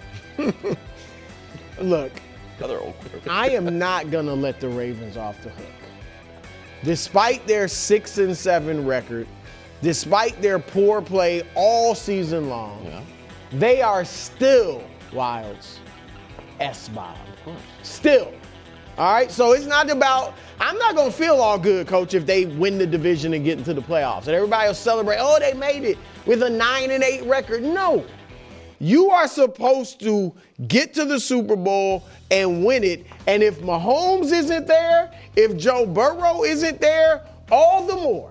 You just said But to get to S-Bob, you got to win this game. So it's a must-win, not to get to S-Bob. I don't. What? Go ahead and give it to Coach. It was kind of like your same take about Josh Allen. You're talking about That one got the point. So give me the point. Give me the point. You just slightly remixed it and put Lamar in. You're like, if Lamar's not going to be there and Joe Burrow. If it ain't broke, don't fix it. Give me the point. Coach gets the point. Lucky for you, it's wide open. It's wide open. Some people say this is a scoring flaw. This is worth 2 points. America's Game of the Week on Fox. Lions in LA. It's another matchup between Goff and Stafford. Where Goff has the wins, Stafford has the stats. So who is this a must-win for? I talked to the judges upstairs. Prop-free segment, please. Oh. Nick's gonna pass. It is a must-win for the Detroit Lions franchise. The whole franchise? The franchise. So, great talk show host who's now also an attorney, a guy Danny and I went to school with, Mike Meltzer, had a turn of phrase when he was hosting shows that there are certain games that are fold the franchise games. That if you lose, just fold up shop, like you'll never recover from it. If the Lions watch Matthew Stafford leave their franchise and win multiple Super Bowls and a league MVP and play himself into the Hall of Fame when he was with your team for more than a decade, #1 pick, and you could do nothing with him, nothing. I don't know how your franchise recovers from it. If in the midst of that, he also essentially says, hey, one of the most promising Lions eras ever, I'm going to go ahead and just end it myself because losing this game puts their playoff hopes on life support. It is close to a fold the franchise game. So for the Lions and what the Rams can assert this season and in this game, franchise, it is a must-win. Whole franchise. Never happened in the history of must-win as a whole franchise been on. The Ford family. 2 words, Wilds. Grudge match. Detroit just lost, Coach, a grudge match a week ago to Green Bay. All right? They got swept by one of their rivals. And now this is another grudge match. You call yourselves the bad boys of the NFL. You got the huge coach with all the muscles. You're the toughest team in the league. And you're going to lose another grudge match? Matthew Stafford's going to beat you again? He already has the Super Bowl. I mean, in Detroit, you know, when I call Matthew Stafford everybody's All-American, I say it with respect. He's everybody's All-American. You know how they say it in Detroit? Everybody's All-American. Everybody's All-American. That's how they say it. All right, they want to beat him. So Detroit, you have got to go into Matthew Stafford's house. You have got to make him fetch you his robe. You got to kick up your feet on his coffee table and make him put on Beverly Hills Cop with a super mix of Motown and Eminem playing in the background. Bro. And make him get you a sandwich, some chips, and some Verner's soda pop. You were just accused of remixing the first answer into answer 2. And for this one, which is that was all original. To must win. To must win. Also, Brew, when did the Lions have beaten Stafford in the playoffs? Yeah, but Stafford has the Super Bowl. That's Coach, what matters. This one's worth 2 points. Yeah, this isn't a full the franchise game because the franchise has been radically transformed since Dan Campbell's gotten there, and it's not the Bud list and it's not the Ravens, bit. It's that part. So it's not that. This is more about what the Ford family had done great. They traded the Model T, which was the example of efficiency. It dramatically changed the way that cars were looked at and the availability of cars to the entire market. And Dan Campbell's done that with his franchise. But what's missing this year has been consistency. Over the last 8 games, it's win 1, lose 1, win 1, lose 1, win 1. And away, they've been 3-3. They just need to get back to that consistency of the Model T and of the new organization that's nowhere near folding, and that's going to be the difference in the game. Can I say something real quick? The reason that it still says Brew, this is a grudge match, is because Coach, while he was doing our automobile history, didn't say who it's a must-win for. No, he never said those words. That's a lie, Christina. Absolutely. He never said. He never answered. I mean, is it that hard? Do I need to spell it out? Well, you know what? Pretty impressive. Do you need to spell it out for you? Wow. And new Wow. must-win champion. Back like I never left. It's Nick Wright. I thought Coach was impressive. I don't know. The if Model T? I don't know. In general, the judge is not impressed with 100-year-old records.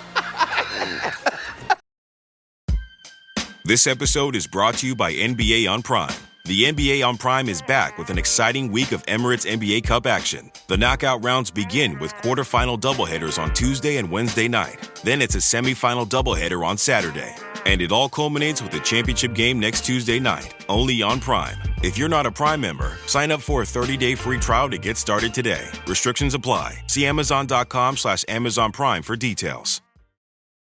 Welcome back to First Things First. Saturday, Fox Primetime Hoops. Number 2, Michigan, who just fired their football coach, takes on Maryland.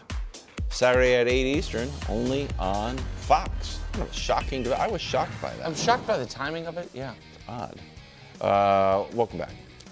Bills are the underdogs now when Josh Allen takes on Drake Maye. Drake, very complimentary about Josh on one of our favorite stations, WEEI.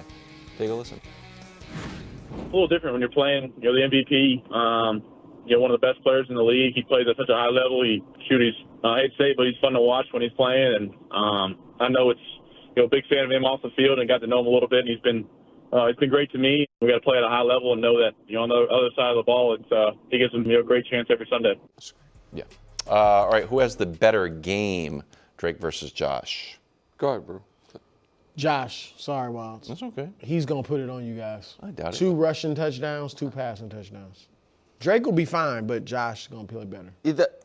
I agree. I don't know if I agree with the stat line. I think that in this spot, I think this is more than reasonable, I trust Josh way more than I trust Drake. Is it fair to say this is the first really big game of Drake's career? And let me say it a different way. Is this, without a doubt, the biggest game of his career up to this point? Like, without a doubt. It's to win the division. It's at home. It's against your rival. Yeah, when they played him you played them the first the division in 5 years. Yeah, when they played them the first time, the Patriots, that to me was like a house money game. You guys had recently had 2 bad losses. People didn't have a lot of expectations. I think there was some hope for the team, but not super high expectations. Sure. And they were more than touched. They're like 8.5-point dogs in Buffalo, and they came away with the win. So you think it's a pressure thing for Drake Maye? I just think first of all, I think Josh Allen's better than him. Second of all, I think Josh Allen is coming off one of the best games anyone's played all season. Correct. Third of all, I think that there is a legitimate advantage if the same game being played for one quarterback is roughly the 30th biggest game of their career, and for the other guy it's hands down the biggest. And even if the other guy is going to be a great big game quarterback, I just think all of those factors lead it to where I would be very surprised if Drake Maye outplays Josh Allen on Sunday. And for me, it would be one of the few things that might tilt the MVP conversation. Like Stafford has such a big lead, but something like that could tilt it. I would imagine that Josh will have the better game because he has to for them to win. And I would also imagine that the Patriots are going to work to not put the pressure on Drake Maye. They're going to do things to make sure that in this moment he's part of the solution, but he doesn't feel like he has to be the entire solution. And Josh McDaniels does a very good job of that consistently. And I think Mike Vrabel will look at it the same way: is let's make sure that he doesn't feel added pressure in this big moment. And to be fair, Josh, this may be as big a game as Josh has faced in the sense that he does have the opportunity to continue on to the playoffs if they can win this, continue winning these games. in a situation where everybody else is gone. No, I think there's huge pressure on the Bills for the season. Pressure on Josh from that perspective. But I think that the Bills correctly would feel like if we lose this game, we're still making the playoffs. Like the only part of it that I think is odd is if Drake Maye called me, he was like, "Oof, I saw your segment on how much pressure I'm under," and Nick is right, I am feeling it. I would just be like, Drake, we could lose the next 4 games 50-0, and you could throw 3 interceptions, and we are making the playoffs. So I feel like how can there be any pressure when there are no real stakes? Because if we win, I would say there's more pressure on Josh. Way more pressure on The Josh. rebuild will be officially stamped done for the Patriots. The Patriots are back. We won the AFC. If you win, you're the team to beat in the AFC, I feel. And we're back. And then Josh Allen's like, man, I had all this time, and now this guy's sitting here and beat me twice. I would feel like there's more pressure on Josh. And do you want to respond to that? No, you go. You keep going. There is more pressure on it. I think it's way more pressure. But you go with why you think Drake's going to outplay him. I think, look, if we do quarterback, I'll lean a little bit more on what Coach is saying. Mike Vrabel is 6-0 off a bye. We've just been chilling for a week, and Vrabel's been working. So he's 6-0 off a bye, and they're not little victories. The average margin of victory for Vrabel when he was with the Titans was 16. One of those was a 42-16 win over Josh Allen and the Bills, and that Bills team went 13-3. So it's like, okay, I think Vrabel will have this team ready to go. And when I look at the last game that Josh Allen played, and this is a little bit counterintuitive, Joe Burrow was easily moving the ball up and down the field on that Bills defense. I think Drake Maye can do that. And Josh Allen had to go superhero mode. And I know I'm the only one in all of sports, maybe in the whole world, that thinks that's a little bit of a negative.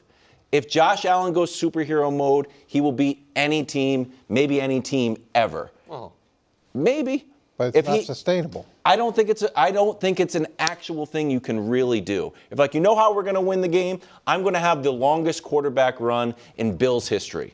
Okay, that will get the job done. I've seen Josh Allen have a literal perfect game against Mac Jones and Bill Belichick. Yes, that will work if you get 6 touchdowns against us. He has that in him. I don't think that's something that he can go to the well at week in and week out, especially not against a team that's had 13 days to prepare. And I do think that Vrabel and McDaniels will work to make sure Maye doesn't feel like he has to go into Superman mode. Drake, it never feels like he's in Superman. They're going to take that pressure off him. Just Josh McDaniels wide open.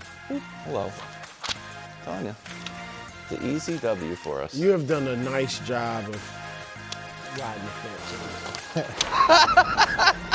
You really have. It's quite impressive. I didn't think the pain from the shingles rash would affect simple, everyday tasks like bathing, getting dressed, or even walking around. I was wrong. Though not everyone at risk will develop it, 99% of people over the age of 50 already have the virus that causes shingles, and it could reactivate at any time. I developed it, and the blistering rash lasted for weeks. Don't learn the hard way, like I did. Talk to your doctor or pharmacist today.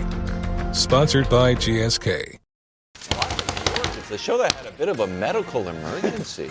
Yeah, bleeding. Danny, listen, Danny's gonna tell some lie. Can I tell you guys what happened? You saved his life. Well, I'm a good friend. We've known each other for half our lives. Danny punched his office wall listening to Brew's Shedeur Caleb take, and now is bleeding. Brew.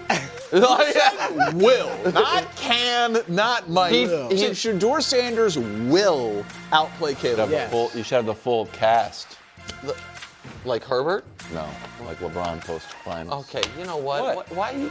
Let's stay in the moment. You brought it up. I didn't bring up LeBron in the finals 8 years ago. But you brought it up, and then he just appeared.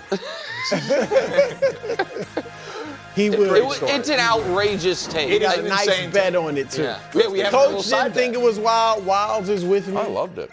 All right, well, we're Today, going to get dinner out of it. A fresh edition of the coolest segment in all of sports, packed stats. Kind of making stats cool. It Meanwhile, took a little hit. can the Cowboys make a run at the NFC East. All of a sudden, we're starting to believe in the Cowboys a little bit. A little bit. No. A little bit. Yeah, okay. But right now, Chargers in Kansas City, almost 5-point underdogs. Kansas City trying to keep their playoff hopes alive in a literal must-win. Here's Patrick Mahomes. We understand we got to win. I mean, I think that's plain. That's obvious. I mean, just like you got to win the football game, and so whatever it takes, you know. I mean, we say that every week, but obviously you're kind of at that back against the wall type spot where you're playing a team that's you're chasing that has a big lead in front of you, and so you got to find a way to win. And so you got to have that mindset when you step on the football field. All right, a little bit of a switch up. Is this actually a must-win for Justin Herbert? I'm kind of offended by the question, but I like, you know, we do this on like a call in the morning, and then I like get into the office and I wanted to like confirm because I'm on a train commuting during the. I'm like, did I hear the question correctly? And then I asked Nick, I'm like, you're good at these questions, like. It's obviously a must-win. I want to cede my time to you because there's. If they don't literally no argument that it's a must-win for Herbert and the Chargers. No. Listen, it is. Must-win for Herbert and the Chargers. Yes, it definitively is. It doesn't mean it's not a must-win for the Chiefs. It definitionally is. This isn't who is it more important for, any of those things. If the Chargers don't win this game, they don't have it. They have, and they do run the very real risk of playing a. Well, hold on. You asked me. They don't. And they run the very real risk by losing this game of playing in a Week 18 win and you're in, lose and your season is out game, which they have played in before, and they found a way to lose to a Raiders team. Justin Herbert prominently involved in that game. And the collapse is a possibility with a loss here. The Chiefs are hanging on for dear life, right? They are playing their worst football right now. They are as banged up on the offensive line as the Chargers are. So that is right now a fair fight piece of it. And you have an opportunity to vanquish this team and put your stranglehold on a playoff berth. If you can't win this game in this spot, then you're all of a sudden not only going to rally to make sure you do make the playoffs, but you're also going to go on some type of run? Like, the Chargers are not supposed to be, happy to be here, C.J. Stroud first year with the Texans, who, by the way, won a playoff game, or happy to be here, C.J. Stroud second year with the Texans, who, by the way, beat the Chargers in a playoff game. Mm-hmm. They're supposed to be, in this AFC playoff field, we've got the second most decorated quarterback. We've got one of the best coaches. We have a chance to win it. And they can prove to me that they can do that by winning this game. If they lose this game, and then have Cowboys, Texans, and then potentially a must-win in Denver, I'm worried about the Chargers top to bottom. So that's why it's a must-win. Okay. When we were starting out this OT thing very early on, obviously I've known you forever, I did this what I thought was a great take, and Brew cut me deep when he said, that's a lot of gobbledygook. That's what Nick just did. What are you talking about? The Chargers can lose out and make the playoffs. No, not realistically. But not realistically. But if the Chiefs lose this game, they're done. Yeah, of course. So obviously, objectively, it is a must-win for the Chiefs. Agreed. And if the Chargers lose, they can beat the Texans. Ooh. Well, let me ask you. They can beat anyone on their schedule. Well, we just saw them beat Philly. And we just saw them lose by 4 scores to the Jags. So we can do that. We just saw, so go ahead, bro. Well, it's certainly not a literal must-win for the Chargers, all right? But in the must-win. Danny watches the show. Yeah, he knows, you know what we mean. Danny knows how must-win works. Let me ask you two guys this. Let's do this. If the Chargers lose this game to the Chiefs, but beat Dallas and then lose their next two, they still make. They would miss. No, they would miss if the Chiefs win out. And again, in that case, I'm with Nick. Because here's the thing. I think you are going Houston. Yes, you can't. I think you will beat Dallas. You can beat the Texans, but with your offensive line in shambles, that pass rush, we just saw it against the Chiefs. I think that's going to be tough for you. And same thing with Denver. In Denver, Denver's playing for the 1 seed. And so who the Chargers already beat. Look, I'm not writing you off if you lose this because obviously the Chiefs have to win out. But this is the year. First of all, your coach did say, a couple years ago, we're winning multiple championships. Of course. Yeah. No better time than the present when the king of the hill, Patrick Mahomes, and the Chiefs are on the ropes. And if you can knock them out, you know how much easier your path is. Justin Herbert, outside of Josh Allen, would be able to say he's the best quarterback in the playoffs outside of Josh Allen in the AFC. I mean, listen. And so you guys should knock them out of the playoffs and then really be feeling good going into the postseason. Well, then you guys should all be fighting over picking the Chargers for upset alert. They're a 4.5-point underdog in Arrowhead against a team that is literally, not like in the game of the show, literally in a must-win spot when if the Chargers lose, they play games the rest of the way against teams they've either beaten before this year or Denver, or at least teams that are in their weight class. Like, are the Texans much better than the Chargers? Their defense is certainly, but I just assume, and Christina, if we have that pressures faced in the last 10 seasons, I know you're breaking out a lot of Justin Herbert is making it work. Yeah. I thought the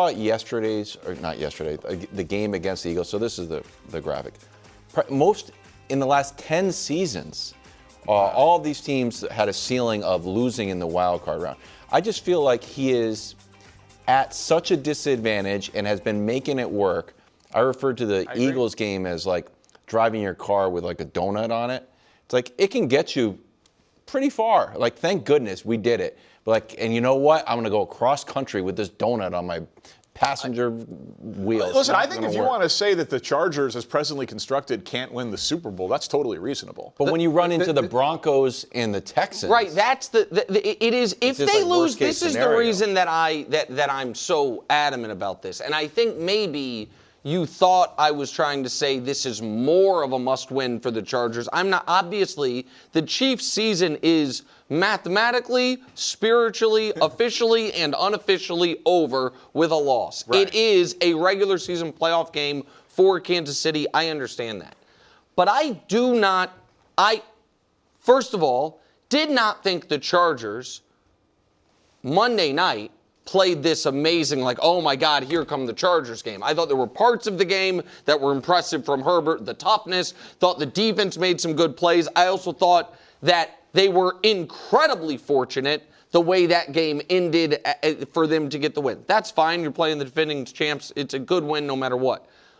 If they lose this game, I think losing 2 of their last 3, including in Denver, is not only on the board, but likely. Now, that might not matter for the Chiefs because the Chiefs have shown they could, you know what I mean, they can lose as well. Could be in a situation, too, where if Denver's locked into a seed, it's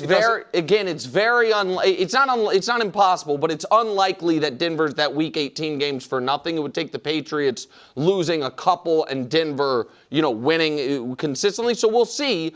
But that and your point that you made before of the Chargers could lose all 4 and still make the playoffs. Maybe I'm judging the Chargers differently than you. This team this year, the Chargers with Justin Herbert, Jim Harbaugh, this Chargers team is not we made the playoffs, guys, especially when the AFC is as open as it is. It should be for a player that is talked about the way his supporters, I'm sitting next to one of them talk about, as why can't we go on a run? And if you go limping into the playoffs, obviously, I don't think... Listen, I think that what has happened to the Chargers offensive line, what you just showed with the pressure stat, the path of the AFC playoffs, which happens, to your point, include 2 of the next 4 games. Denver and Houston are not good matchups for the Chargers, given their elite pass rush and the situation of the Chargers offensive line. I think it's reasonable to say what happened against Philly, that's tough to replicate 4 times in a row and go on and win a Super Bowl. But you think if right now, if the Chargers were in Jacksonville for round 1 of the playoffs, I would pick the Chargers. You would pick the Chargers. And then if in round 2 they go to Denver, you're saying you think they can win in Denver in Week 18. They can. Right. So the path is there. Like the path is there. The path is definitely there. Yeah. I do at some point want to see Justin Herbert have a good kicker, which he finally has, and health around him. Like, I do want to see He's the best kicker in the. What do you mean? No, I know. I'm saying in the past he has lost out because he's had bad special teams. In the past he's lost out because he has a bad head coach. Now he's got a good head coach and good special teams. I want to see. He also didn't get it done. Yeah, I mean, I want to see him have an above-average health season around him. Right. And that'll come. But do you have them in this game? Do I have the Chargers in this game? Yes. Yeah, sure. Wow. He doesn't I feel good about it. Listen, the Chargers have 4 more chances to punch their ticket. They're not good chances, though. I mean, they could beat those teams, but I'm saying those are good teams. No, but just to be clear, I know the Dallas. 1 in 3, unless the one comes against Denver or Kansas City, does not punch their ticket. Right. It could, but it does not punch their ticket. And so losing to the Chiefs. Must win, though, man. If they lose this weekend, I believe they are facing a playoff game in Week 18, and that probably would be probably wouldn't be the Sunday night game because they wouldn't want Denver in that spot there. But I've seen the Chargers in those spots, and I've seen Justin Herbert in those spots. I wouldn't want to be in that spot if I were them. It's time now to make stats cool again. Bills Patriots. Josh looking to avenge a loss in Week 5, which brings us to today's edition of Pack Stats. Again, it has an emoji, but it's cool. And we decided, we've been leaning into the cool factor. And Danny looking cooler than ever. Nothing is cooler than stats in a briefcase, except me right now. Whose idea was this? Be careful You know putting what? those You got to gloves break a on. few eggs sometimes. This feels like that's a wrong glove. This feels like Wild's idea. Because Wild's loved the bad boy of sports TV. Yeah, I think this is and a leftover. loved Wild's. I'm not making any assumptions. Wild's likes leather. Who doesn't? Is like just really tries to get this jacket into the show. I gotta tell you something, that jacket is a great jacket. It's actually It is a cool to nice wear. jacket. All right, you guys want some cool stats? Yeah, sweet. All right, speaking of cool, superheroes are cool. Yeah. Josh Allen might have to be Superman in order to beat the Patriots and going forward. Not a problem. When his defense has allowed 30 or more points, or when any team has allowed 30 or more points, the rest of the NFL is 89-2. Josh Allen is 3-1. So no defense and no problem for Superman. 16 touchdowns against 4 turnovers and over 360 yards of offense by himself. Wilds all week. Can I ask you? Said he can't be Superman to win. Well, yeah, he can. No, I think do you view that as, is that stat supposed to hurt my feelings or make me feel less optimistic? I can't control Why? your feelings. What do you? Because again, I don't think being Superman is a path, but of course, if he decides to go superhero mode, I think he can beat any team. But I'm like, I read that as teams put up 30 on the Bills. But that's not. If you look at it, if you really think about it, it says, if we throw that back up there, it says the other 31 teams have allowed 30 or more 101 times. So that would be, they average just over 3 a game. Or 3 a season. 3 times. So the average team has allowed it 3 times. The Bills have allowed it 4 times. Got it. But I read it as every other team, if you win 30, you win. And if you so on Buffalo, so it's one miracle game against the Ravens. It was the game against the Bengals, and it was what other team? I don't know. 30 against the Bucs. The Bucs. Yeah. How I read it is, yes, I concede all the things on the Bills' defense, but when the playoffs get here and Josh Allen's in the playoffs and people are like, man, it's going to be hard to pick against Josh Allen and the Bills because he's there, that's the reason why. I'll take it. I can't take you seriously. I'm not looking to be taken. I love it. I'm just Dan, cool. do you think this is a fair take? That this jacket's awesome? The jacket is awesome. Thank you. I'm just saying, if using cross sports, if Luka scores 50, we're going to lose. But if he scores 30, we probably win. That's how I view the Bills and Josh Allen. But, I mean, doesn't that say the opposite? Josh Allen just scored 50 and they won. That's what he said. Saying, hold on. If that happens, I don't there's think nothing you you can do. presented I may not have. Right. What Wild is saying is. Oh, you're saying that, the other team. What Wild is saying is, the Luka example is, listen, we know he has the ability to go nuclear, and if he does that, we're going to lose. Yeah. But we don't think he's going to consistently do that. It's a little tougher in the NFL where it's single elimination, where you'd only have to do it once. No, if he activates that, I think the whole league is right. stuck. The only time we've seen him activate that and lose is the 13 famous seconds. is a all-time game. Right. That's fair. Cool stat. Cool stat? Yeah. 1 for 1. Lights. Remember last week, Danny, the first one was a huge hit, and the next two led So below. far, so good. Well, you know what else is cool? What? Fairness. The Matt Stafford Jared Goff trade is the fairest trade in NFL history. This is the record. These two teams are playing this week. The Lions record since the trade, Rams record since the trade. They both have 47 wins, basically identical. How have the quarterbacks played since flipping teams? Virtually identical. Wow. That is insane to me. That is insanely cool that Jared Goff and Matt Stafford have been the same player with the same number of wins on different teams. What a fair, cool stat. All right, I got stumbled into the segment.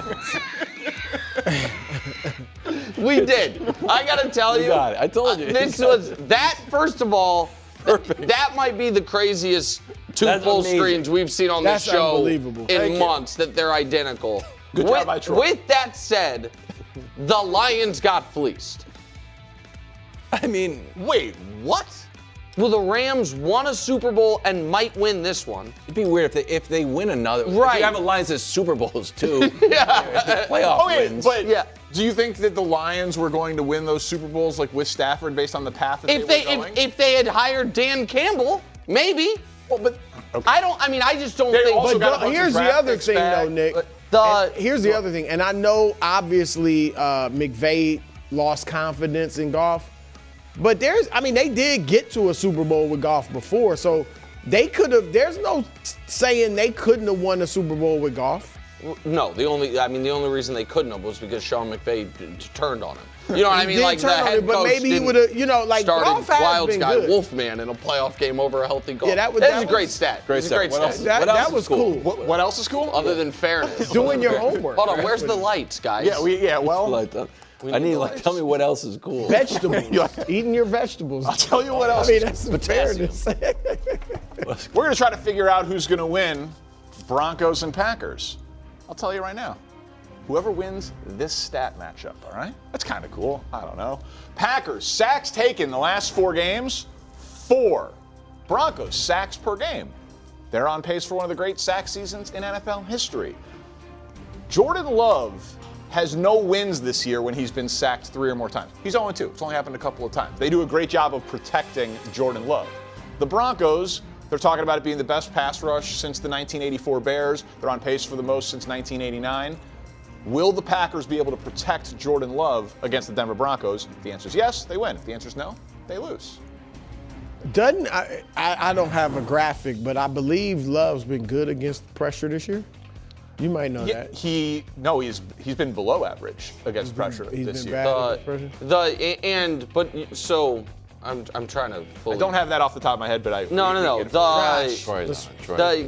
Can Denver get to Jordan Love is what you're saying here. This one I got to say I didn't understand quite as much as the other one. Oh no. But now I get it. It just took me a second to get it.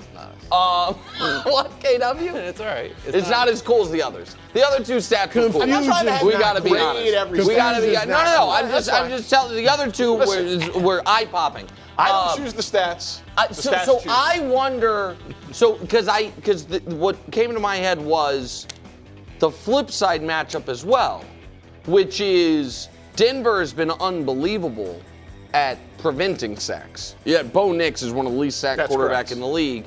And what can Micah do and that Green Bay pass rush do to impact this game? Where this is the excellent AFC team at home who is still an underdog. The Patriots were an underdog, and it flipped. This one is sitting. That is a disrespectful 2.5 points.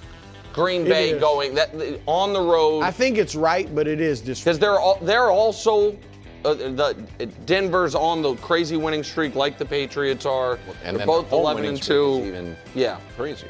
Love has a 55 passer rating against pressure. So. You should have been. Yeah. I just remembered. That would have been good. No, it's not I just remembered. I think it's like he has like a 57. You say I think, and you get it off by a little bit. You know what? That was a cool segment. I thought it was great. I think it was so great. I think when Coach comes back out, I think you should just leave this on. All right. At least the gloves. It's the correct size. Yeah. What is cool? You know what's cool? Fairness. Fairness is cool. Funny. That's the cool thing.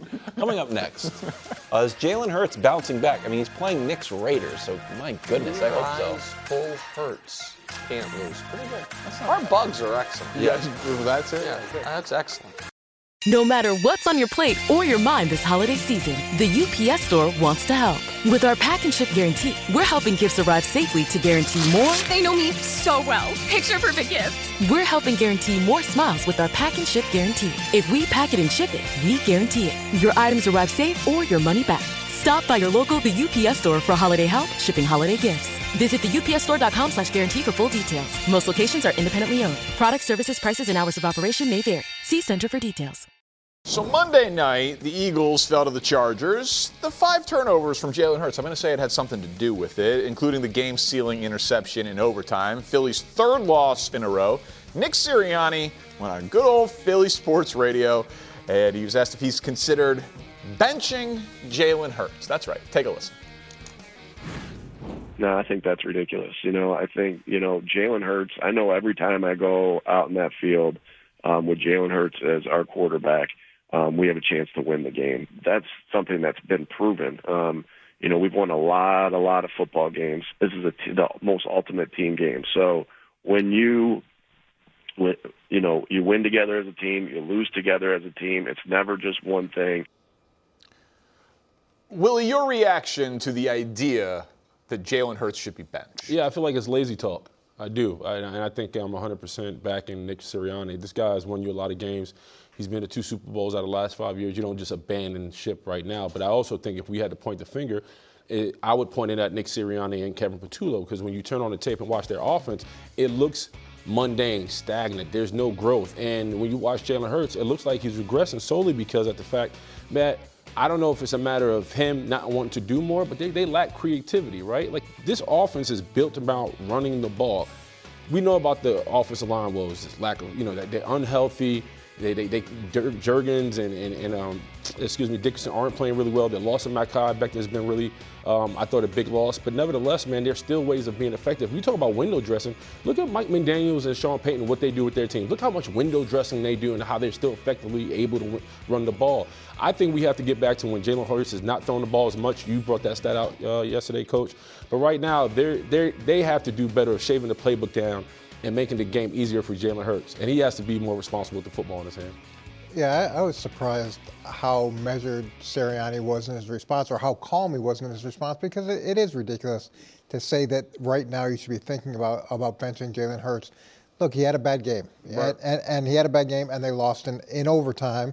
And Patrick Mahomes had one of the worst games of his career that same week. So it does happen, but you have won a ton of games with him. He's shown that he can play extremely well in the biggest moments, and to get to this point right now, and I understand they're on a 3-game losing streak, that it is lazy talk, and it is an oversimplification of the problems. And to Sirianni's point, you win as a team, lose as a team, and there's a lot of things that need to be addressed and looked at. Maybe Tank Bigsby gets a few more carries. I mean, let's see whether or not he can run his average down, because he's almost 8 yards a carry. So there's all different elements that can be addressed before you go to, hey, let's get the quarterback. So, listen, I love sports radio. Philly it's crazy, right? WIP, legendary station. It was written about in the Inquirer. It's a tough media market. They pride themselves on that. So these questions are going to happen. It would be the most shocking benching in NFL history. Right? I mean, the guy who won the Super Bowl MVP last year on a $200+ million contract, leading the division, getting benched. I mean, I've been thinking about it all day.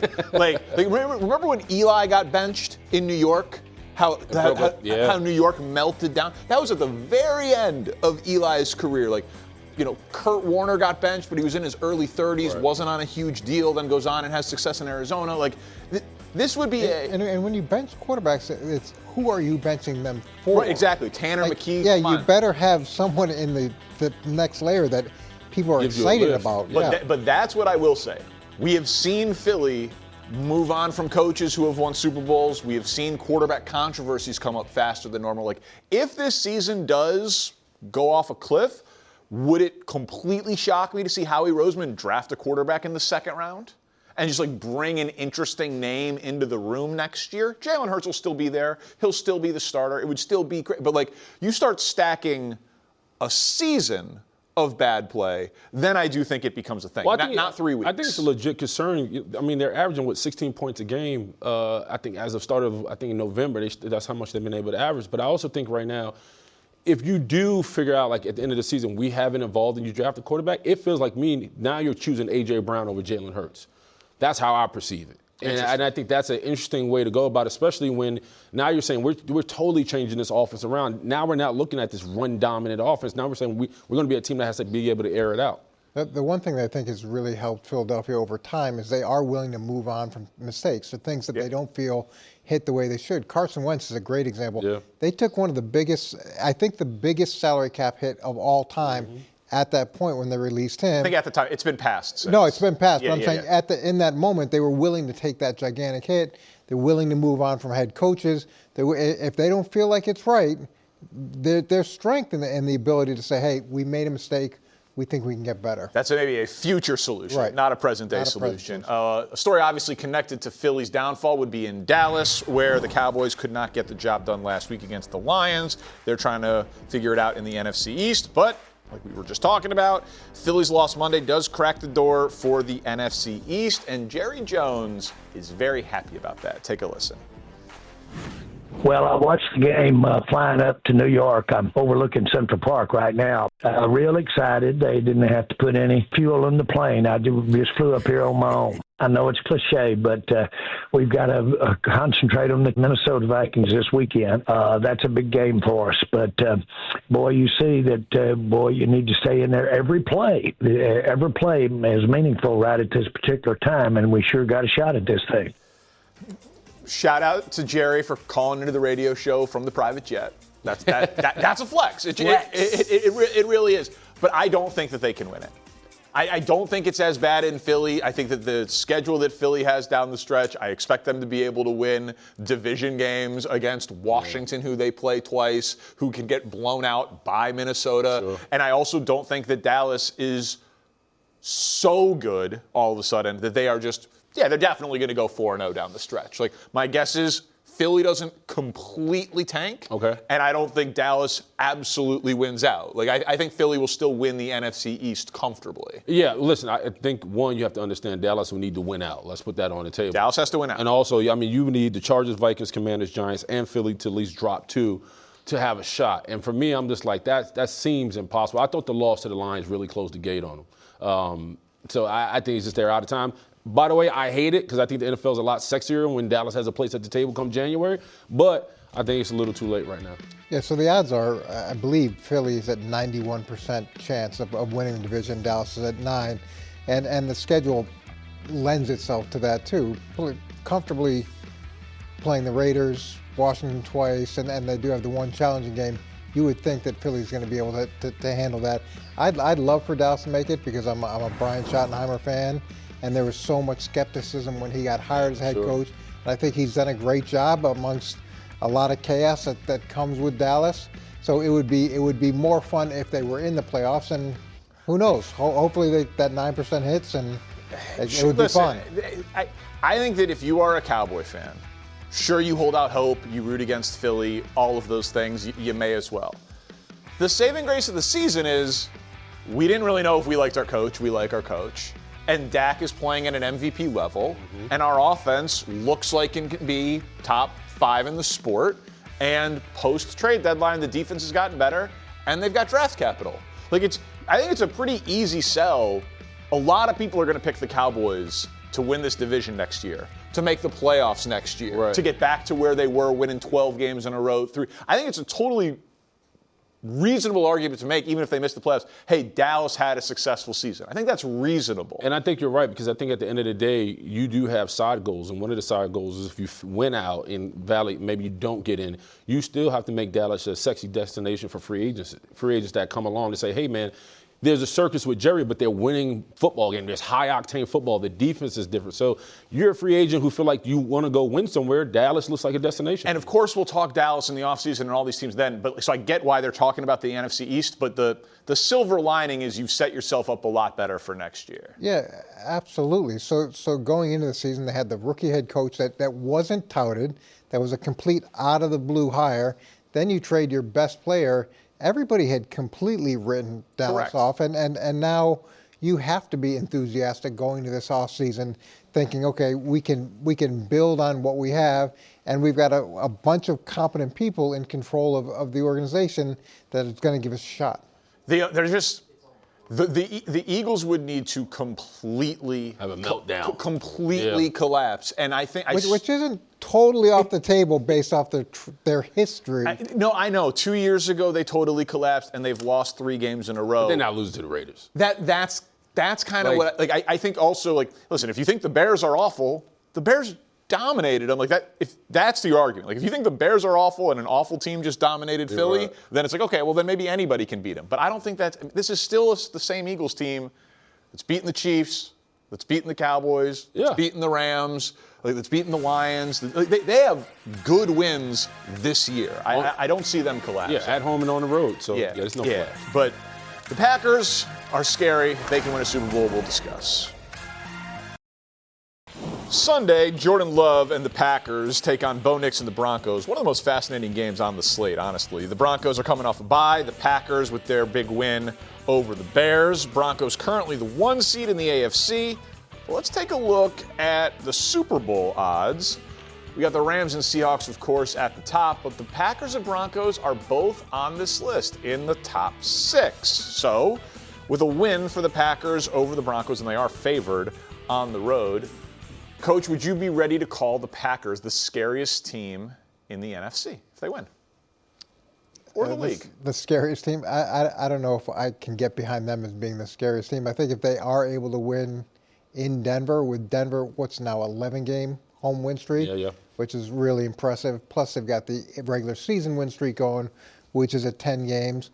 So for them to be able to go into Denver and win, that would be extremely impressive. The challenge I have with Green Bay is the inconsistency. And when they're hot, they're unbeatable or virtually unbeatable. Mm-hmm. But then they go through those other phases where they either have letdowns against some lesser teams, or we've talked about it with Jordan Love, where he has an off game and it's not just bad, it tends to be really bad. Yeah, for me, I think, listen, you beat a number 1 seed at home, and against the Broncos. I think not only it validates that you're scary, but it also makes you dangerous come January, because 2 things you need in January is a quarterback and a defense. Now they both have it. I got a graphic right here, showed you what Jordan Love historically looks like in December. He cooks, man. I mean, December, January since 2023, he puts on a show, and he's efficient. He's been efficient as of late. And so if you have those components working for you, I don't see why not. They couldn't be the scariest team in the NFL. Listen, I think they can be, no question. To Coach's point, it's going to be, I can't imagine a world where this one game makes me feel like that they're better than the Rams, just because the Rams have been like a start to finish dominant thing. So I asked Troy to just put up the generic numbers here to compare those teams, because to me this is like, the Rams have been better. They've both been good. Like those numbers are on both sides of all of those are top 11 in the NFL in all of those categories. And to Coach, your point, like the Packers are on a good streak right now. It's improving. But I don't think I will come out of this game saying that the Packers are better than the Rams. But what I will say is that team that what they did against Detroit and then Chicago, and then if they back that up with this game against Denver, they absolutely can win a Super Bowl.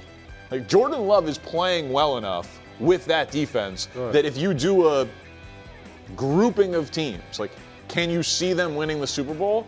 I think this team is in that group. I would assume for all of us. Yeah. No? Well, look, I like elements of Chicago, but I don't love Chicago. I like elements of Detroit. I don't love Detroit. And, So who do you love, Coach? What's that? Who would I love? My love comes at a very high price. All right, I respect that. But it's you go back and you watch the Chicago game, and Chicago was trying to do some different things against Jordan Love from a scheme perspective, and it ended up being detrimental to them as opposed to getting what they wanted from it. And I don't want to kill them for having 2 good wins. It's just not I don't think it's as exciting as maybe it's been. I just think Jordan Love's looked really good, and the defense damn good, and the defense has been pretty consistent all year. I mean, their losses at this point are where their defense didn't give up anything. But also they gave up 13 to Cleveland. They're getting 16 healthier. in other games. Like Jaden Reed playing, not at the offensive game, which you call like they have things working for them outside of Jordan Love offensively that you say, hey man, come January, you don't want to see the Green Bay Packers. No, and the NFC is tough. The Bears just went from being the 1 seed to the 7 seed on 1 game. So you lose this game, the Bears win, it can flip around again real quick. Speaking of the Bears, let's go to Chicago. Shedeur and the Browns come to town. 4-touchdown game from Shedeur, got to respect it. Both teams, though, lost last week. Let's see how the quarterbacks have fared since Shedeur has become the starter. Okay, so this is selective endpoints here, but it's the only data we have on Shedeur. Statistically, he has been better than Caleb Williams. And I heard my good friend and colleague, Chris Broussard, say earlier today, Shedeur Sanders will outplay Caleb Williams. And he's a man of faith. He's a man of principle. I was like, I don't want to disrespect you, Brew, but do you gamble? And he was like, well, not money. And so, we're going to dinner for our Bears-Steelers bet. We got a little bet that Brew agreed on. We'll pick up the respective tabs. I couldn't believe how confident he was. Shedeur Sanders has played 3 games. Sure. How do we know anything? He lost to the Titans, and people want to crown him. Well, yeah, but that wasn't his fault. Two-point conversion. I'm not saying it was his fault. Had a chance. He's been cooking all game. I'm not saying it was his fault, and I'm not even a quarterback. He did throw a pick that set up a touchdown. It's his fault. It feels a little disrespectful to Caleb to already put Shedeur in that class, and not to be the guy who gets too into the specifics, but it's supposed to be one of the coldest games in Soldier Field history. Oh wow! Like this weekend, they're talking about 15 below zero type temperatures on the lakefront in Chicago. Neither one of these guys might play well, but it is not a guarantee that Shedeur outplays Caleb. I can see him doing it. You can? Yeah, I mean, Caleb hasn't thrown for over 300 yards all season. I know.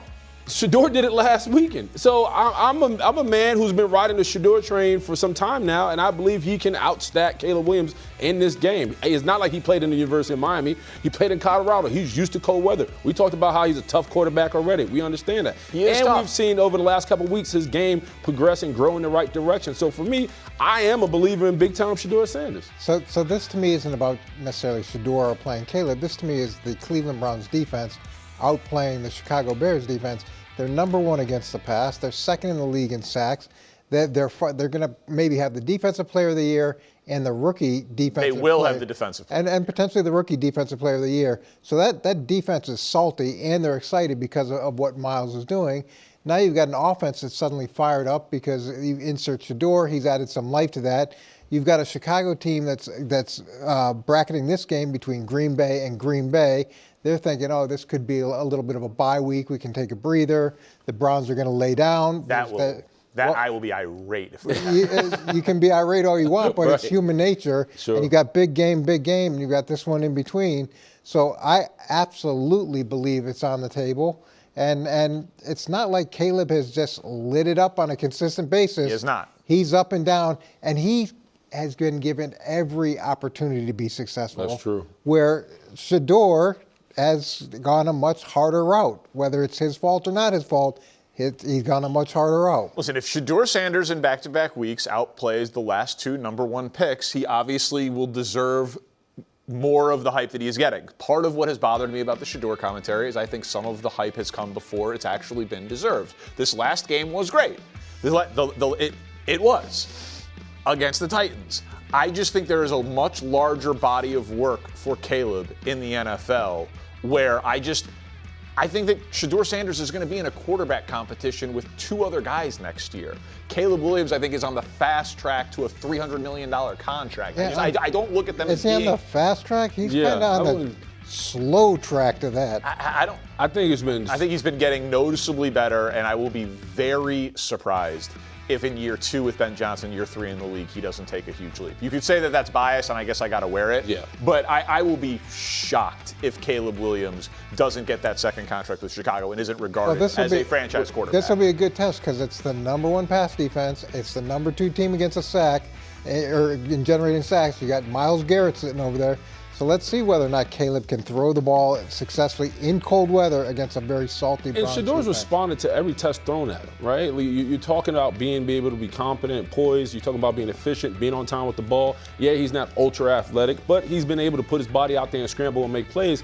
I think we've seen week after week him develop into a true pro quarterback, and I like it. I like my chances with him. All right. Well, listen, can is fine. Bruce saying will was disrespectful. He will. You're just in your feelings because y'all lost to the Packers. I'm in a little bit of my feelings. This feels like a trap game. There's no. Oh, they're the 7 seed. You have locked up nothing. It should not be a trap game. The college football playoff keeps getting bigger. I got issues. Time now for first things last. I feel like I'm alone on an island here, but the expansion of the college football playoff has not made college football better. And I realize I'm arguing against more football, and I realize the ratings are through the roof. You're watching, and I'm watching. But has it actually improved the sport? I would argue it's damaged the 2 things I love most about college football: the regular season and the rivalries. There was no better regular season in sports because if you wanted to win a title, every game mattered. And there's no better example of how that's a thing of the past than Ohio State and Michigan last year. Michigan beats Ohio State. The Buckeyes fall to the 8th seed, yet go on to win a national title. Ohio State and Michigan fans will always care about the rivalry. But if that game doesn't eliminate you from winning a championship, it matters less to the casual fan. But at least that rivalry game still gets played. Because conferences are exploding in size in order for teams to position themselves for the best shot at a playoff spot, scheduling is as wonky as ever. Notre Dame and USC aren't going to play each other anymore. Bedlam, the great Oklahoma State rivalry, it's over. How does that benefit fans? And then there's this. Saturday, Indiana beat Ohio State. That is a remarkable thing. The ultimate basketball school beats the ultimate football school to become the number 1 team in the country. And on Monday, the biggest discussion in college football was about whether 9th-ranked 2-loss Notre Dame got snubbed for 10th-ranked 2-loss Miami, who they lost to. Now, there's no perfect system. And I know the debates and arguments are a feature, not a bug. But to me, I've never once seen a year where a team outside the top 4 had a legit claim that they were the best team in the country and deserved a shot at the title. Personally, I'd go back to 4 teams, but I know that will never happen. So I at least wish people would stop and look at the unintended consequences and ask themselves if when it comes to the college football playoff, is bigger really better? That's all I've got. Thank you so much for hanging out with us on First Things First. We'll be back tomorrow.